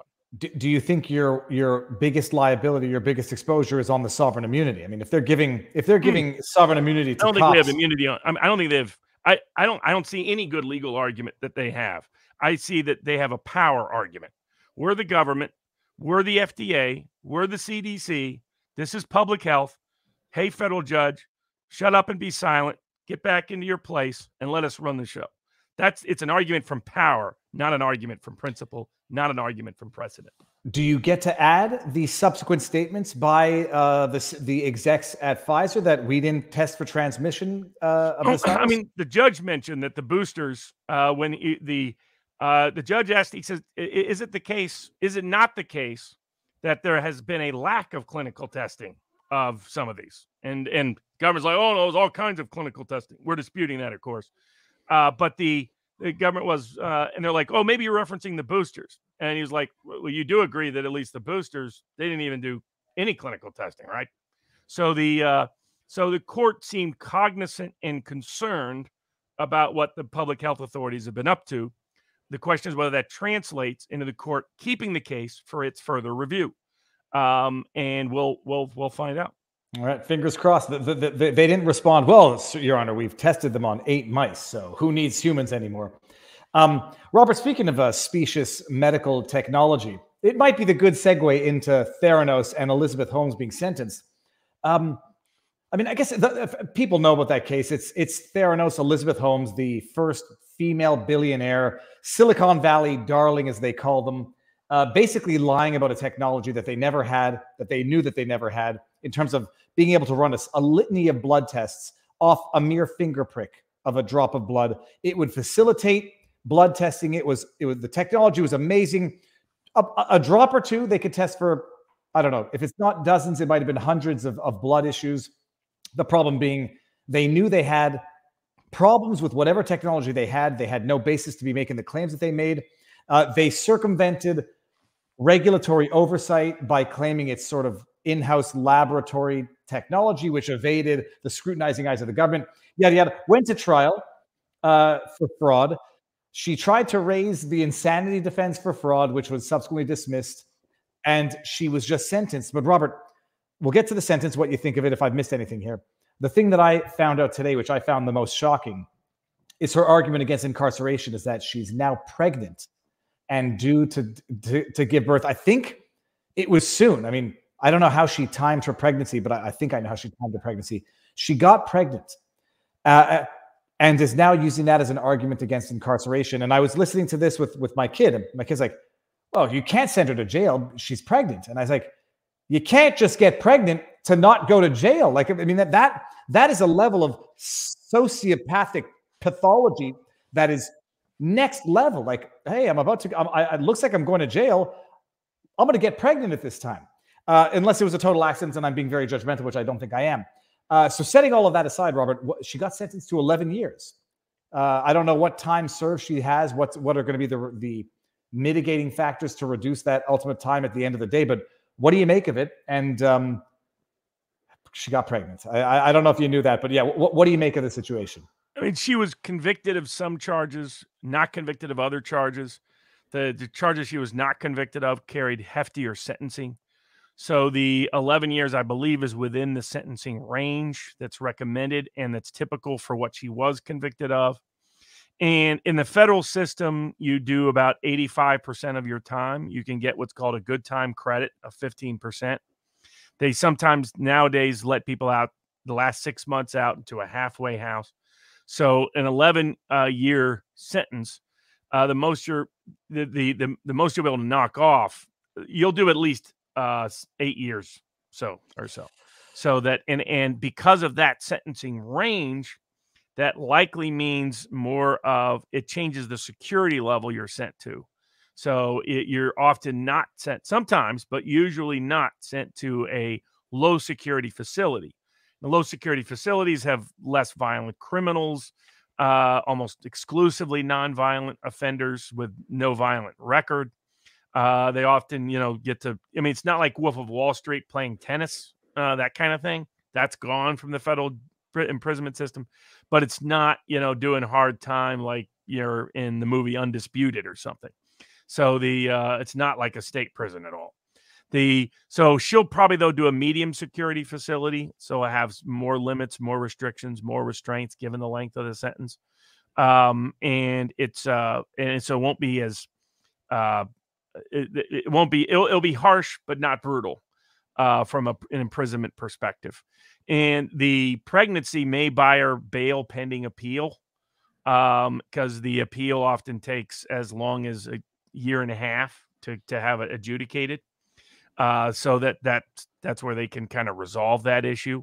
But they often, people are often pregnant inside prison, and they have facilities to manage that. I'm not often confident in their capacity to manage that, but that's another story for another day.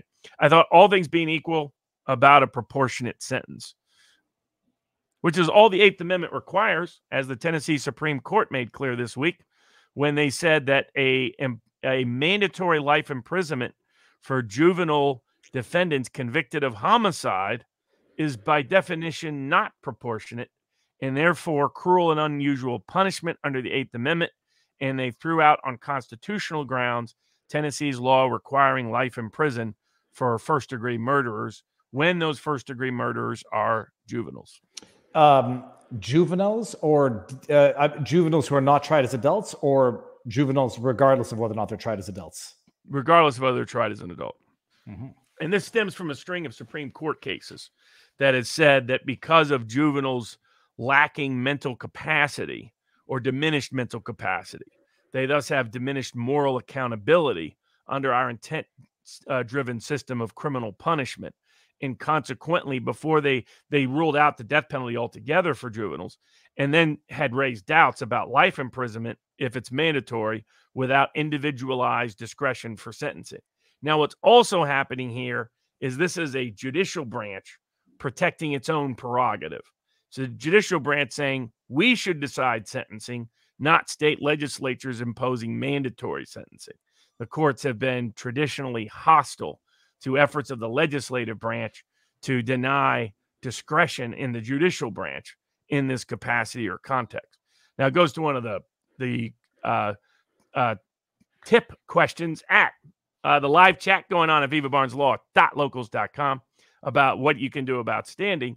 Congress could change the law to make it clear that courts have jurisdiction in these cases, and that would be the end of the nonsense of standing, other than the Supreme Court itself invalidating it. I don't anticipate Supreme Court doing that anytime soon, because judges on both sides of the aisle love standing for the political power it provides and playing Pontius Pilate and hiding from cases of consequence.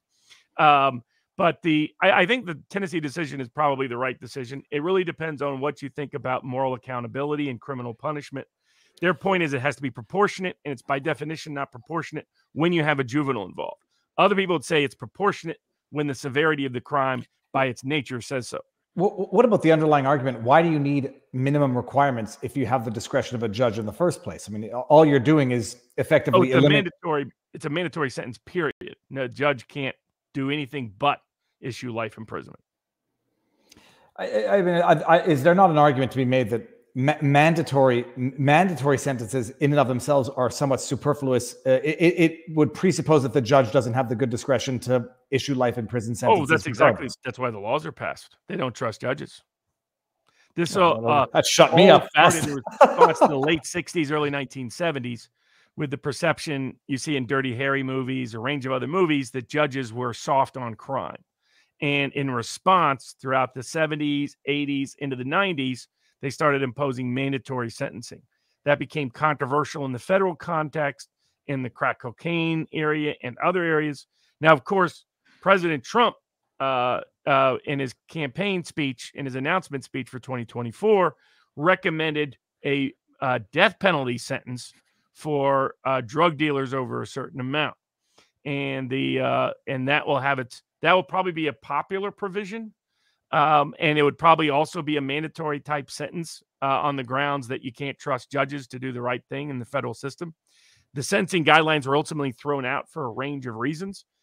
for similar reasons as the Tennessee Supreme Court did. The courts like to protect their prerogative over sentencing. The public is often dissatisfied with how they exercise it and try to use the legislative branch to check it. And the courts come back and use their constitutional interpretation to counteract the legislature. So that's the backdrop of what's going on. But the moral debate is more a matter of, does the nature of the crime make it proportionate? Is that how you measure proportionality under the Eighth Amendment? Or does the nature of the defendant how you measure proportionality for the crime for cruel and unusual punishment purposes? Well, yeah, that's it. I mean, I say the moment you decide to try them as an adult, you've made the decision that morally, intellectually, and culpability-wise, they're adults, and therefore to have a second set of standards for what would otherwise be the minimum requirement sentence for an adult, a bona fide adult versus a minor deemed to be an adult. Once you've called them an adult in law, it should follow that. I don't like minimum sentences, mandatory minimum sentences in general, because everyone goes like, well, a murder and it should be the case. Yeah, but then you take other types of minor offenses which carry very serious minimum penalties. And I'm thinking Canadian gun laws in Canada, where you're like, yeah, that's that. You have a totally innocent person now, and the judge has their hands tied behind their back because carries minimum sentences. It's I see more injustice there than just leaving it to the discretion of the judge. But now that you make that point, I see that point as well. Well, speaking of judges, case of Gibson versus Goldston before the Fourth Circuit Court of Appeals concerns a family court judge who was routinely and regularly ordering court bailiffs to conduct searches of people's homes in the middle of a court hearing. So the judge, of course, so what happens is the judge, family court judge, says, well, we'll find out what's going on here. Come on, bailiff, we're going to go over to this one of the party's houses. Now, the party happened to be a law enforcement agent, so he knew the rights that maybe some of them violate on a routine basis. But when the judge shows up, he's like, you're now become a witness. I move to recuse you. Judge says, nah, too late. You should have brought that up earlier. And then the judge orders the bailiff to go in. He tries to film what's taking place. The judge says arrest him if he does that and demands the bailiff seize his phone. The bailiff then searches the whole property, takes several pieces of property with him. And so later on, he sues the judge and the bailiff. And a lot of bailiffs think that they're immune as long as they're doing what a judge says. No, you're not. That's wrong. You better read a warrant. You better read the law. Just because a judge says it doesn't mean you're immune either. Common mistake made by some bailiffs who, think they just work for the judge rather than work for the country and work for the people. The judge claimed, I'm immune. I'm a judge. The judge admitted the judge does this routinely in family court cases. And it's the first person to fight it, first person to contest it, probably because you don't want to upset and offend the judge who controls custody over your children and property distribution. But this person was unhappy and sued, probably because law enforcement knows that this was illicit. And the issue before the Fourth Circuit Court of Appeals is the judge immune? And the Institute for Justice has filed an amicus brief in the case. The district court said, no, the judge ain't immune.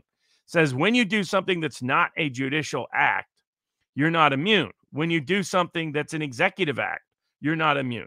When you do something that's outside your jurisdiction, and the law in the state in question specifically said they don't have the power to do these kind of things, then you're also are not immune. You're only immune when you're acting as a judge. Just because you do something as a judge doesn't make you immune. And so I think the Fourth Circuit will come back with a very good ruling that will make clear judges are not immune when they do things that are not acts within their jurisdiction and that are not judicial acts like searching and seizing people's property. So, I mean, I could think of a more extravagant example if the judge issues a sentence that's absolutely unlawful and then claims immunity. But Robert, let's just hypothetically, the decision comes down against the judge. What happens to the judge? Is this going to be a basis for, I don't know if the judge was elected or appointed. Is it going to be the basis for disbarring, but is removal of the judge from the system? Oh, I mean, they only issued a small sanction, the judicial people, so no surprise there. So there's no consequence likely to flow, but the judge may have to write a check, and the government that employed him write a check. And that will most likely discipline other judges from doing other wayward conduct like this, not only in that area, but across the country. So it's always good for judges to remember they're not the sole arbiters and get to do whatever they want. This is the problem of immunity. I just favor immunity, period. You should be able, at the time of our founding, you could argue as a defense. You did what you did in your constitutionally clothed authority. And that was an argument for the jury to decide. That's how it should always be. It should not be immunity under any of these pretexts because it invites this kind of trouble. As an example, take Long Lake Township in Michigan versus the Maxons. They decided they wanted to collect a bunch of fines because they suspected this big property owner might be doing something on there that was contrary to their zoning laws, because zoning laws are their own intrusion of property rights, in my view, but that's another story for another day. But they couldn't see it. So what did they decide to do? That they got some Viva style drones. Hey, and they you flew could them right over the property. You can get good. You could zoom in on it too. Like the photo quality is impressive. You can go 5 kilometers in a distance without even being there. Amazing. Sorry, go on, Robert. So they fly over and get aerial footage, basically invade the privacy of a property. And then they use the zoning laws to try to punish the individual. And so the first question, as it went up to the court system, was this a search within the meaning of the Fourth Amendment? The government's argument was, nah, we weren't physically on the property. We were above the property. However, the Supreme Court has made clear there's 2 grounds on which there's a Fourth Amendment violation. If for the purposes of a search, and this is important, if it's not for the purpose of a search, different issue. But if it's for the purposes of a search, for investigatory, law enforcement, information gathering purposes, that you either physically trespass on the property or invade a reasonable expectation of privacy of the individual, then that constitutes an unconstitutional search if done without probable cause and a warrant or other exigent circumstance. Here, there's both, because people forget you have a right not only to the physical property on your land, but you have a certain both reasonable expectation of privacy and against nuisance and trespass claims, a right underneath you to a certain degree, and a right above you to a certain degree.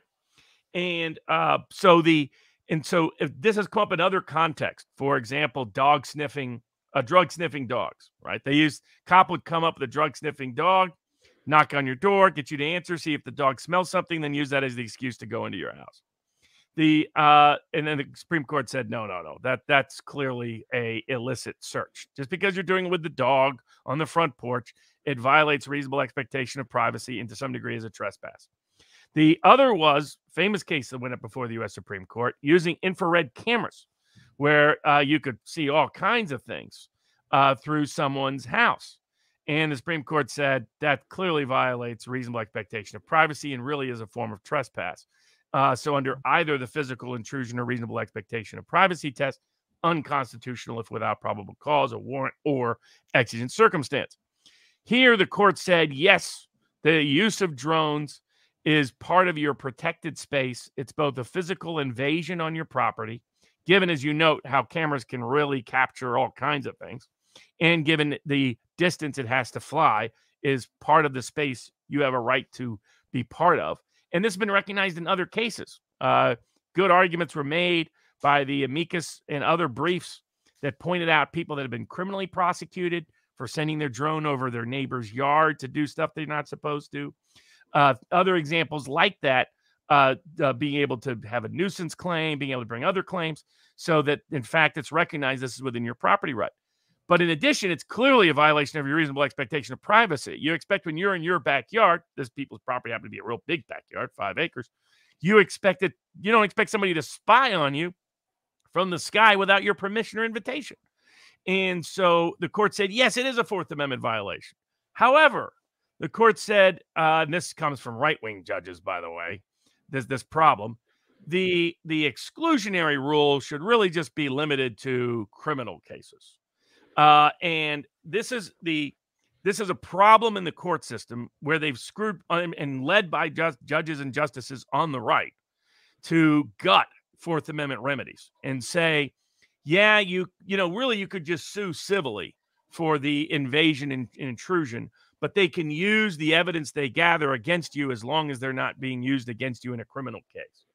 The problem with that, they're doing it for political reasons and policy reasons, but it's directly contrary to the plain language of the Fourth Amendment, which has no meaning if the government can be rewarded, literally in this case financially, with civil forfeiture claims, with zoning violation fines, quasi-criminal proceedings, because of their seizure of property and forfeiture of property involved, and loss of property rights, if they are allowed to just completely ignore it. But that's what the Michigan Court of Appeals said. It said, nah, this isn't a pure criminal proceeding. No exclusionary rule. Government can get away with it. Well, that's criminal in the criminal code sense. This is statutory, which carries with it fines, which themselves can then lead to all sorts of different sanctions. So statutory infractions, no right or reasonable expectation of privacy or that which is obtained can be used against you. But Robert, the question I was having is satellite images. Like if the government gets the same images by using Google Earth, then it's okay to use hypothetically in criminal in and of itself? I don't think so. But that's a separate question. So it depends. If they're not doing it for a search purposes of that property, then probably yes. If it's simply ancillary and incidental, which is, they lie about that all the time. That happens all the time. And so the question of how much of it's invasive is an open question yet to be determined. But if they're not doing it for search purposes, how they usually get away with some of those things. But here, the exclusionary rule should apply. They pointed out that the Supreme Court has never explicitly limited it to criminal cases. It said in quasi-criminal cases, property cases. This is a good case. It could even reach the U.S. Supreme Court because the U.S. Supreme Court should clarify. Frankly, the exclusionary rule should be applied everywhere, especially because they pretend, just as like Scalia, as an example, would pretend that, you have a remedy because you can sue. But on the side of suing, they would gut your rights there too, to where you couldn't actually sue. And so it was a false hope. It was making the Fourth Amendment toothless. And that's what the Fourth Amendment should not be. So hopefully this case will clarify that either at the Michigan Supreme Court or the U.S. Supreme Court down the road. All right. Well, I think there's a few cases on FOIA that we'll get to. I guess we'll do them in bulk. But before we get there, Odell Beckham versus Nike. It's an interesting lawsuit because it makes you realize that, no matter how good a contract is, no matter how powerful your lawyers are, and no matter how big the company is, people can fight dirty and do dirty things. The 30,000-foot overview, Odell Beckham, great running back or linebacker? Wide receiver. Wide receiver. I'm an idiot. I don't watch sports, but he's a good football player. The lawsuit describes his prowess on the field. Has a massive endorsement with Nike. Gets an offer from Adidas to come sell their product, which it doesn't show you the loyalty, but it just shows you there's no quality difference in these shoes. It's pure branding. Bottom line, he gets an offer from Adidas to come and partner with them. Nike is contractually empowered to cause Beckham not to be able to accept that offer by matching their offer, which allegedly they do. Okay, so they say we're going to match Adidas' offer, and the terms of which are we don't need to get into it, but it involved. Let me just get one thing straight. It involved royalties, or it basically promised them a certain amount on royalties. Nike says we're going to match the offer. They sign their addendum, their contract to say we hereby match it. And then apparently in this, Robert, I don't know if you know the details, but I don't know if it's done on purpose and Beckham doesn't notice it, if it's a bona fide oversight that Nike subsequently exploits. But they say that we're making a distinction now between earned royalties and net sales to basically say we're not paying you millions of dollars because of this interpretation of this addendum that we signed, which doesn't necessarily, according to Beckham, accurately reflect the offer from Adidas. Nike also says you're in violation of showing our gloves and our shoes because you were wearing a black on black version of our shoes or something, or we think you taped over the Nike sign. You weren't showing our gloves and our shoes as you're required to do. And so we're issuing you a ex post facto $2 million withholding penalty. Robert, what's your takeaway from it? You're more into sports than I am. Is first of all, if you know, was the accident an accident? Did Nike do it on drafted and Beckham's lawyers didn't pick up on it?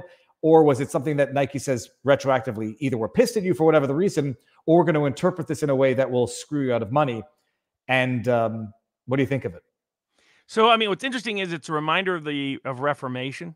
That did you ever did you ever litigate a case on those grounds in Canada? What's the word? Reformation. Well, I don't know what the Canadian equivalent is. That good faith dealing type concept? It's separate. It's the idea that your contract can be reformed to what the original agreement was based on certain factual conditions existing. Okay. So, like here, they try to amend the Nike tries to amend the contract sort of midway through. They agree to match. The original contract says we have a first right of refusal and to match any other offer you get. He gets a great offer from Adidas at the peak of his career. They come in, they say, okay, we match. Then later on, they sent out this extension letter because there was all these extension required under the contract effectively that actually modified the conditions that it appears Beckham's lawyers or agents didn't catch. But it's not clear they actually signed it. The lawsuit kind of stays vague on what was there or not there in that sense. But their argument is, even if their argument is this couldn't modify the contract because here's what the contract originally was. And secondly, even if this is considered a contract, it should be reinterpreted to reform to the original intention of the parties when they both signed the mutually reciprocal contract. And so the issue of reformation and whether you can sort of amend in the way Nike attempted to is the interesting legal aspect of it. Okay. I know under Quebec law, we don't have that term. I'm trying to think of what the equivalent would be. But basically, this is always the intent of the parties and whether or not there is some sort of surreptitious attempt or whether or not it's exploitation of an interpretation that no one would have ever given to it, given the essence of the contract. It's making the news. It's a big deal. It's funny. I mean, no matter how big the company, they might just try to screw you to save a few $1 million here and there. FOIA, Robert, Judicial Watch. Sorry. Judicial Watch has been busy. So they've got FOIA for against the FBI for January 6th. They want to inquire as to whether or not is it the FBI and authorities obtained the bank information of anybody within the DC area on January 5 and January 6. And they issue a FOIA request. I forget the word now. Gamor? What's the exception that the FBI invoked? Glomar. So Glomar says, we can neither confirm nor deny the existence of an investigation. And if we were to give you this documentation, it would confirm or deny the existence of the investigation. So we're saying, no, thank you, piss off. And Judicial Watch is appealing that because that initial excuse from the FBI was upheld by the first judge, and now they're appealing that. Field this one, Robert. If Glomar, we can neither confirm nor deny the existence of an investigation, therefore your request for documentation is dismissed. What would ever be the limits to that excuse from the FBI? And for those asking in the live chat at vivabarneslaw.locals.com, we're going to cover the elections in just a second. But as to the FOIA issue, so Judicial Watch brought the FOIA suit because of public disclosures that the FBI, as Tucker Carlson and others revealed early last year, the FBI ordered banks to produce, and credit card companies, it appears, ordered them to produce every debit card and credit card transaction in the DC area around January 6th. And so they were grabbing everybody's personal financial information and transactions in that time. Airbnb reservations, restaurant reservations, anybody that did any gun purchases or ammunition purchases around there, all of that. This was a massive search warrant without probable cause of American citizens. So the FBI, so Judicial Watch said, okay, we would like to see those subpoenas and see those record requests. FBI's like, oh, golly gee. First, their defense is, we don't know what you're talking about. That's confusing. That's too vague. So they came back with very specific, and they're like, well, okay, we can neither confirm nor deny. That neither confirm nor deny the Glomar case is Glomar, depending on how you pronounce it, is only reserved for rare, exceptional cases where the revealing it would reveal an investigation that no one knew about, or reveal tactics and techniques that nobody knows about. Neither of that is true here. This was purely protectual. But the D.C. federal court deferred to the FBI, allowed them to hide this information illicitly.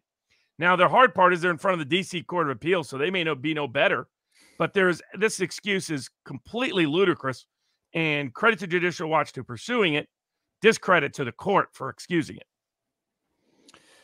Okay, it's interesting. So the Glomar exception, even in its truest form, would be stuff that is, if it were to reveal stuff that is intended to remain confidential to protect systems, and not if the public already knows about the investigation, which they do because it's already been disclosed. Everybody knows the FBI uses, does subpoenas. So, I mean, that's not, oh my God, the FBI has a subpoena power. We better keep that's to be secret. Man, it's ludicrous. No, and also, that was a ridiculous ruling by the court. And I'm just saying, it's like, well, people are going to say, if you have nothing to hide, then you have nothing to worry about. Let them pull your bank records, let them see your transaction. Oh, but unless you buy something, and not even necessarily a gun, just something else that they can say, you bought that for the purposes of insurrection. Oh, did you fill up a jerry can of gas? That was for insurrection. Now we're coming after you. Well, speaking of something to hide, the Arizona Attorney General finally got off his duff, and he lost in the race. His wife's a federal judge. He lost in the race to Blake Masters. Promised a lot of aggressive investigation about elections, never really came through with it. But there is so much controversy over the Arizona election results that the Attorney General finally felt obligated, if he wants any kind of political future at all, to demand that Maricopa County start producing explanations as to a wide range of extraordinary actions that took place on Election Day. This is independent and separate from the issue of mail-in voting and some film that's come out on people apparently doing ballot harvesting and trying to hide the fact they're doing ballot harvesting that's outside the rules in Arizona. By the way, they're trying to disguise their presence and themselves when dropping off ballots. But, Robert, if I may just stop you there for 1 second, actually, is this limited to Carrie Lake versus Katie Hobbs, or are there other races which are suspect? I mean, Blake Masters has already conceded, so it wouldn't apply to the U.S. Senate race, but it would apply to the Attorney General's race and the Secretary of State's race, both of whom also have concerns. It might apply to even more people. I think it was Georgia, where they found that they had forgot a ballot card to count, and then they had to reverse the results of the city council election. While another state court judge in Fulton County was busy helping Warnock try to win his runoff against Walker by giving them an extra day of early voting by pretending that the law didn't somehow apply to runoffs the way it applies to regular elections. It's amazing how the same Harmeet Dillon brought suit in Arizona because of what was happening on Election Day. Everybody knew that 75-80% of the people voting on Election Day were going to be Republicans in Arizona. So given that, they had purportedly tested the machines, no problem. They had qualified and certified the machines, no problem. Then on Election Day, people go in at precincts, and Carrie Lake's doing a great job gathering live testimonial information. People making statements that they're swearing to under penalty of perjury. She's doing a good job of having them videotape it, put it up. I think it's Save Arizona, Save AZ, something like that site. You can find it, Carrie Lake, on Twitter. And they're gathering extensive information of voter after voter after voter after voter who ran into extraordinary problems on Election Day that if Republicans did it, the Biden Justice Department would have locked everybody up and called it voter suppression in violation of civil rights laws. Of course, the Biden administration is silent and mute because their friends won the election, so they're not doing anything. Justice Department, again, abandoning and absconding its duty to neutrally and impartially enforce the election rules to make sure voter suppression of this kind does not occur. And then it's turning out things like apparently machines were claimed to be certified that weren't. Machines suddenly broke down in ways that were unexplained. Repairmen were present in ways that things were delayed. So it appeared to be a coordinated effort meant to make it difficult for Republicans to vote on Election Day, and it likely had enough impact. And then you had ballots being mixed in with other ballots, counted ballots being included with uncounted ballots, all kinds of other reports coming out of election fornication at an extraordinary scale. So the Attorney General's is intervening, may prevent Maricopa County from certifying the election results. And in addition to that, Kari Lake is clearly looking at a potential election contest, which you can bring in Arizona, contesting the results, just because she already has more than enough people raising questions that is greater than the margin of victory when you look at the number and volume of people who are denied access to the polls on Election Day in Arizona. Robert, I was told that contesting certification is insurrection, but let me bring this up so everybody can. This is a montage, people. We've got about 20% of the locations out there where there's an issue with the tabulator, where some of the ballots that after people have voted them, they try and run them through the tabulator and they're not going through. That's what election integrity looks like. Because he's this guy, Bill Gates, is trying to now convince the world that it's a 2-minute video. I'll share the tweet link that, it's transparency. They're doing everything they can now to make sure every vote is counted after a week. And he actually said that's what election integrity looks like. And he's tied, and other people in Maricopa County are tied to a PAC that a lot of the old McCain wing of the Arizona Republican Party were setting out to defeat people like Kari Lake. Yep. So, you add it together, it raises nobody can have confidence in the Arizona election outcomes, given the amount of accumulated information that comes out day after day after day. Hopefully, the Arizona Attorney General will take corrective action. Hopefully, if necessary, the courts will take remedial action. The appropriate thing to do is to just do a new election for the offices in dispute. You don't have to do every office, just the offices that are in dispute, which in this case are the governor, the secretary of state, and attorney general. And that, if they won on the up and up, then they'll win on the up and up the next time. But at least let's have an election run within the rules that didn't suppress votes. Well, I mean, if you can have a runoff in Georgia, why could you not just have, I don't know if you wouldn't call it a runoff, but it's effectively a runoff. It's inconceivable. I was trying to find the video clip of Bill Gates saying that there's some problems with some of the tabulators at 20% of the voting locations. And I said that's a very interesting way of saying it, because 20% problems with polling machines at 20% of the locations doesn't necessarily mean 20% of the tabulators. It's conceivable it could be a lot more than 20%, depending on which centers they're at. So I'd love to know that as a question. What percentage? It could be less than 20%. It could be more. I'd like to know that. The idea that you have problems with tabulator, I love the accent. It's like a Canadian type accent.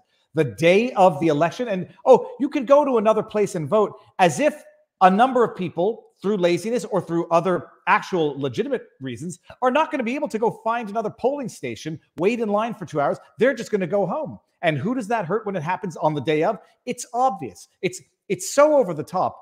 If nothing is done about it, the irony is going to be that the biggest election denier, Kari Lake, arguably had an election that a lot of people are going to say was denied to her. So Harmeet Dillon is working on it right now, right? She's actively involved. Yeah, she's been on the ground in Arizona.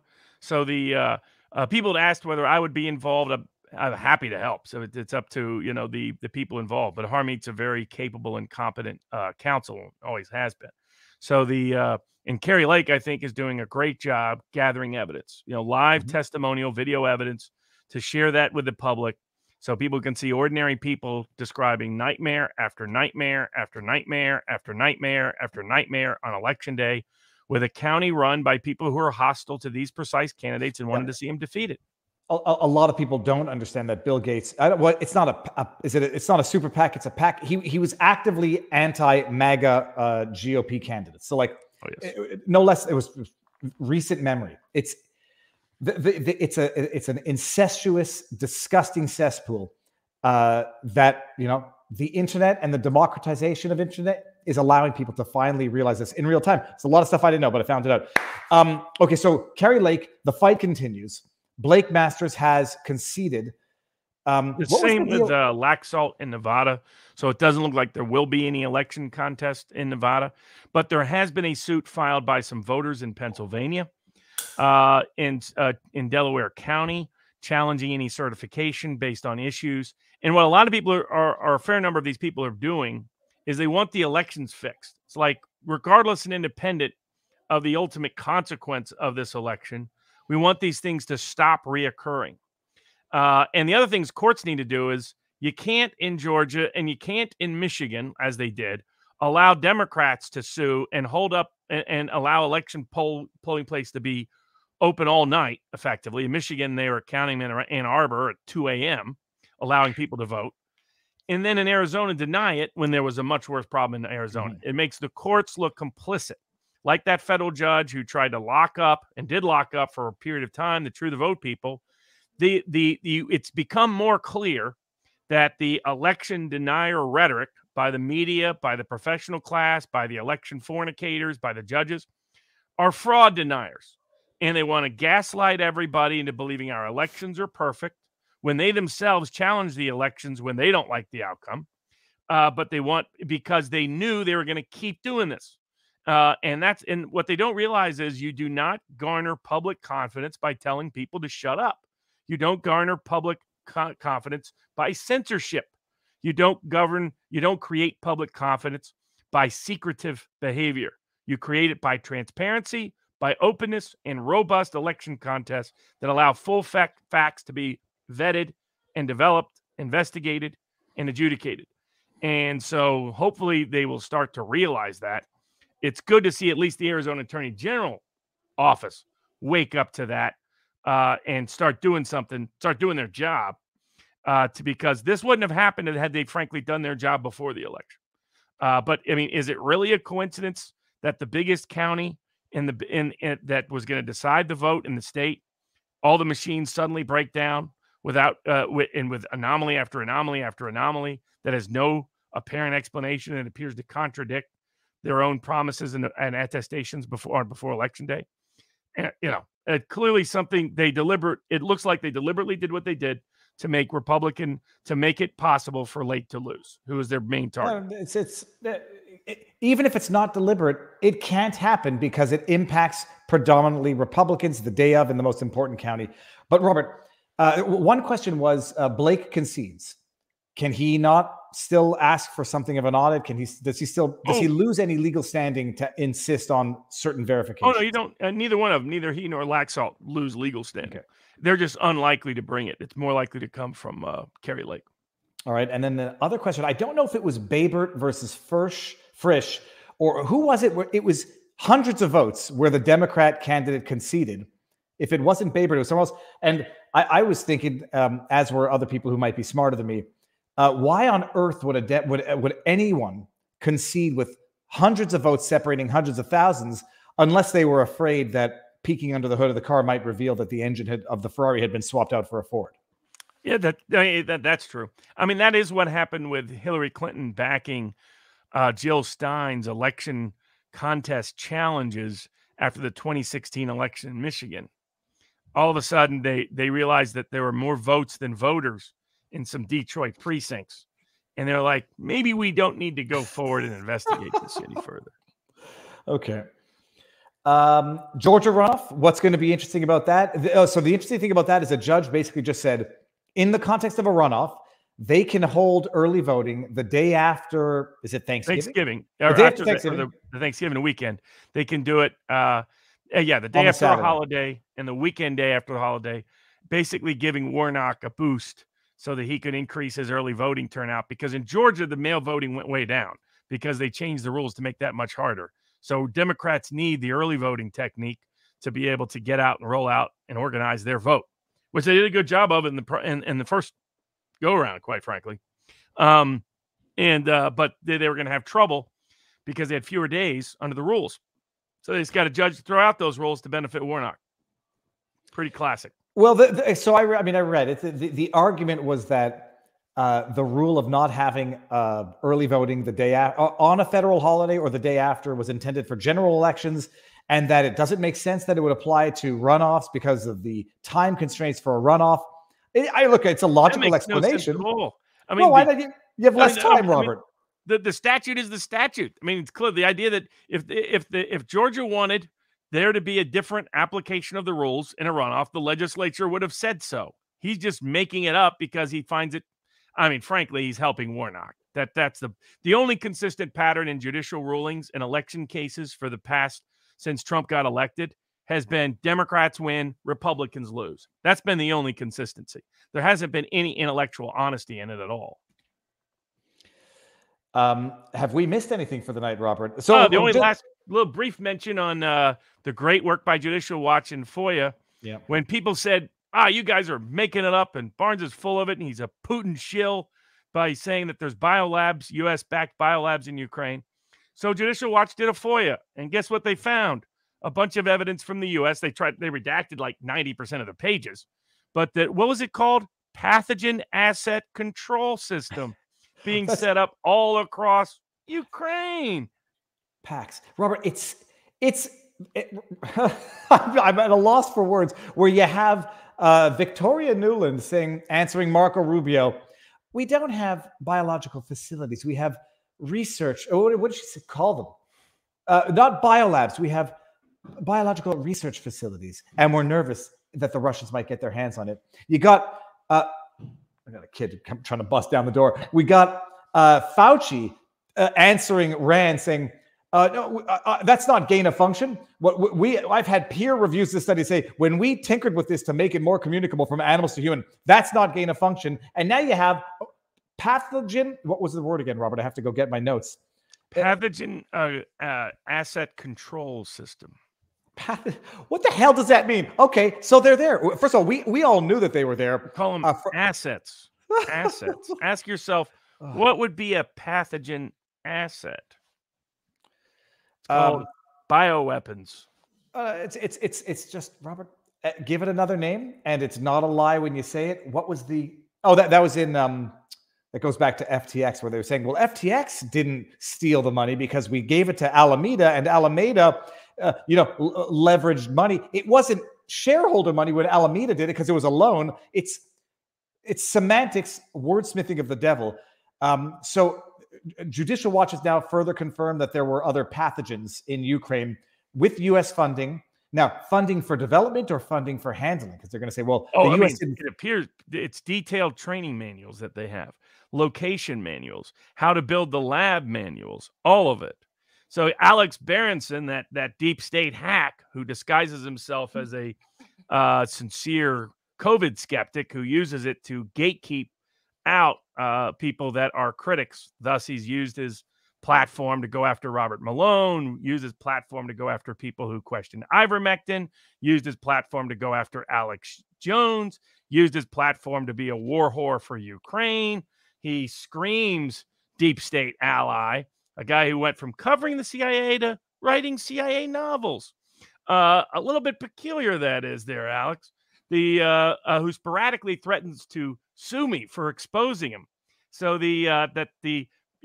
Berenson, and other people have been trying to be dismissive of some of these issues, but it's quite clear that there was, in fact, bioweapons being developed in Ukraine.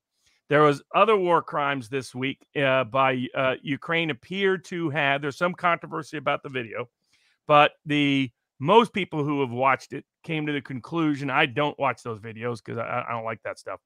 But it appears that Ukrainian officials or Ukrainian soldiers summarily executing Russian POWs. There's videos coming out of them keeping Russian POWs in caskets and then alive and things like this. Not a surprise if you followed anything about the kind of people we're arming in Ukraine.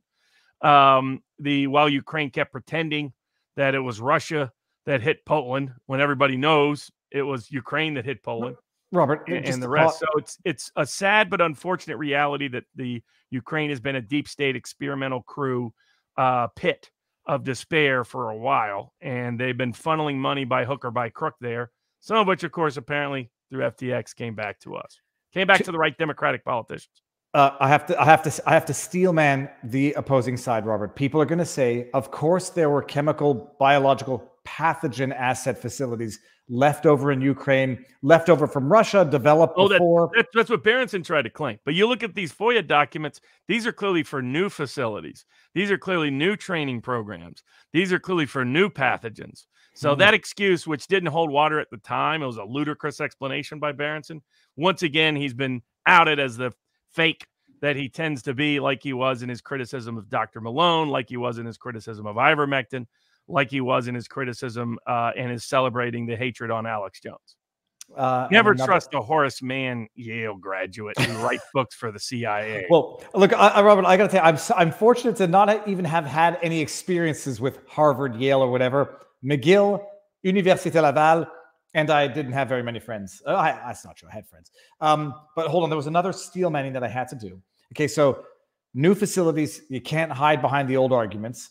It had to do with the... Oh, I'm sorry. That's it. When Zelensky presumably knew from minute one that an errant missile, albeit by accident, hit Poland and killed Polish civilians. They had to have known that. It's not as though Zelensky can say, we didn't know that, correct?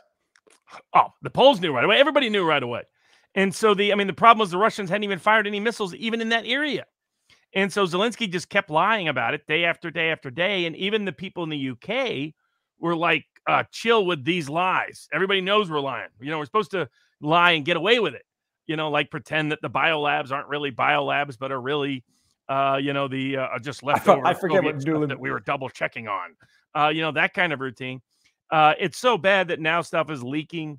Now, Colonel McGregor's belief is that this was actually Ukrainian deliberate false flag meant to provoke the U.S. to put troops on the ground in Ukraine at a more, there's U.S. troops there, but not at the level of direct conflict with Russia, that the goal was to escalate. McGregor's been saying that, he worries about Zelensky doing even a nuclear false flag. So, and again, McGregor, one of our top military people, one of the top Trump national security advisors, has been accurately forecasting things about this conflict all the way through, warning about risk all the way through. Petraeus and a bunch of people within the Pentagon want to escalate this into World War III because they think they can win it because they're insane, as McGregor points out. And Zelensky in particular is out of control. When you have a cokehead like this making decisions and you're pouring money into them, just the fact that they're connected to FTX is just a classic example of everything about Ukraine. Untrustworthy, unreliable, criminal money launderers who will commit all kinds of vicious and vile crimes using our money to accomplish it. We should, as President Trump has said, time to get out, time for peace, time to end a foolish deep state propagated war. Now, I get people like Sebastian Gorka in between bashing Alex Jones will whore for the war some more because that's what he wants to do. He wants to be Sean Hannity's replacement, clearly. He wants to have his own little CIA pin, little deep state approved hat he can wear. But for the people who really care about America first, we need to get out. It ain't Ukraine first and it ain't Zelensky first. It's time to exit before God knows what might happen. Well, Robert, let's end it on this because I found the video. It's unbelievable wordsmithing, but watch this. Wow. I only have a minute left. Let me ask you. Let me just pause it here. In hindsight now, having seen what Zelensky and Ukraine attempted to do ostensibly, maybe it was an accident, last week, now pay attention to the suggestion that Marco Rubio puts to Victoria Nuland, given her answer. Does Ukraine have chemical or biological weapons? Ukraine has biological research facilities, which, in fact, we are now quite concerned Russian forces may be seeking to gain control of. So we are working with the Ukrainians on how they can prevent any of those research materials from falling into the hands of Russian forces should they approach. I'm sure you're aware that the Russian propaganda The groups are already putting out there all Russian kinds propaganda. of information about how they've uncovered a plot by the Ukrainians to release biological weapons in the country and with NATO's coordination.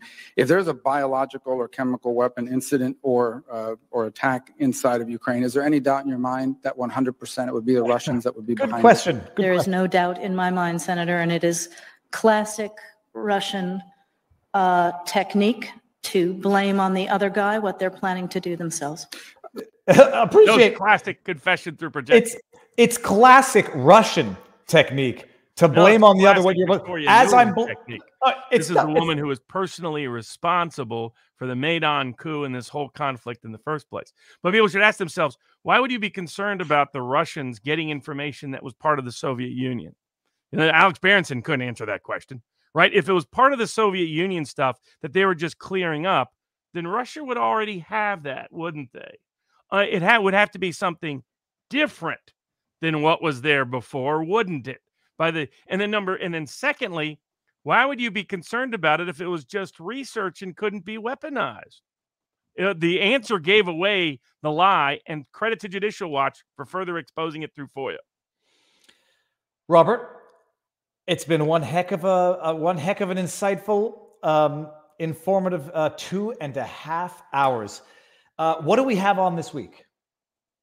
Oh, it's Thanksgiving, so we don't have anything on Wednesday. Okay, I'll probably Thursday. I'll be in transit on Wednesday. I'll go live anyhow, but at least we won't be expecting anybody. If I get a guest, it'll be even better. But nobody's going to be expecting Barnes and chanting Barnes. Sorry about last week, Robert. It was totally my bad. Okay, well, heading into this week, are you doing any appearances anywhere else? Nope. Got a few legal matters, then heading home for Thanksgiving. All right. Well, everybody, Robert, give us a white pill before I say everybody enjoy the next week. Happy Thanksgiving. I'll be doing the last week of the convoy live. Justin Trudeau should be testifying. Hopefully, fingers crossed. My goodness, there's a flying dog and get out of here. Robert, give us a white pill for the heading into the new week. Oh, sure. Well, it's about to be Thanksgiving. There's lots of things to be thankful for. But personally, I'm impressed by one Donald John Trump. This is a person that they've made very clear that if he would just shut his mouth and go gently into the good night and quit raging against the dying of the light, that he could have his business back, he could have his family back, nobody would be subject to criminal risk, prosecutorial risk, investigatory risk, nobody's home would be getting raided, nobody's business would be being taken over, nobody's reputation would be constantly tarnished and trashed, nobody's business projects like Truth would be under SEC investigation. That he could go back to being a very happy, very successful billionaire that had its own marketing protection and all the rest. But precisely because they've taken the actions they've taken, he has proven his backbone and spine and saying he's going to continue to represent the causes and constituencies he cares about and will not go gently into that good night. And so in that sense, Trump is a throwback to our founding generation and precisely what we need at this time, in my view. Fantastic. And everybody, Salty Cracker is live. Other people are live right now. If you're looking, wherever you go, drop a good in the chat and let them know from where you came. Robert, stick around. We'll say our proper goodbyes. Everyone in the chat, thank you very much. I'll see you tomorrow. And I will be doing the Locals exclusive reading of the Rumble Rants, which I've screen grabbed all of them. And I'll read them live for Locals. Thank you very much. Peace out, everybody. Enjoy the night. End broadcast.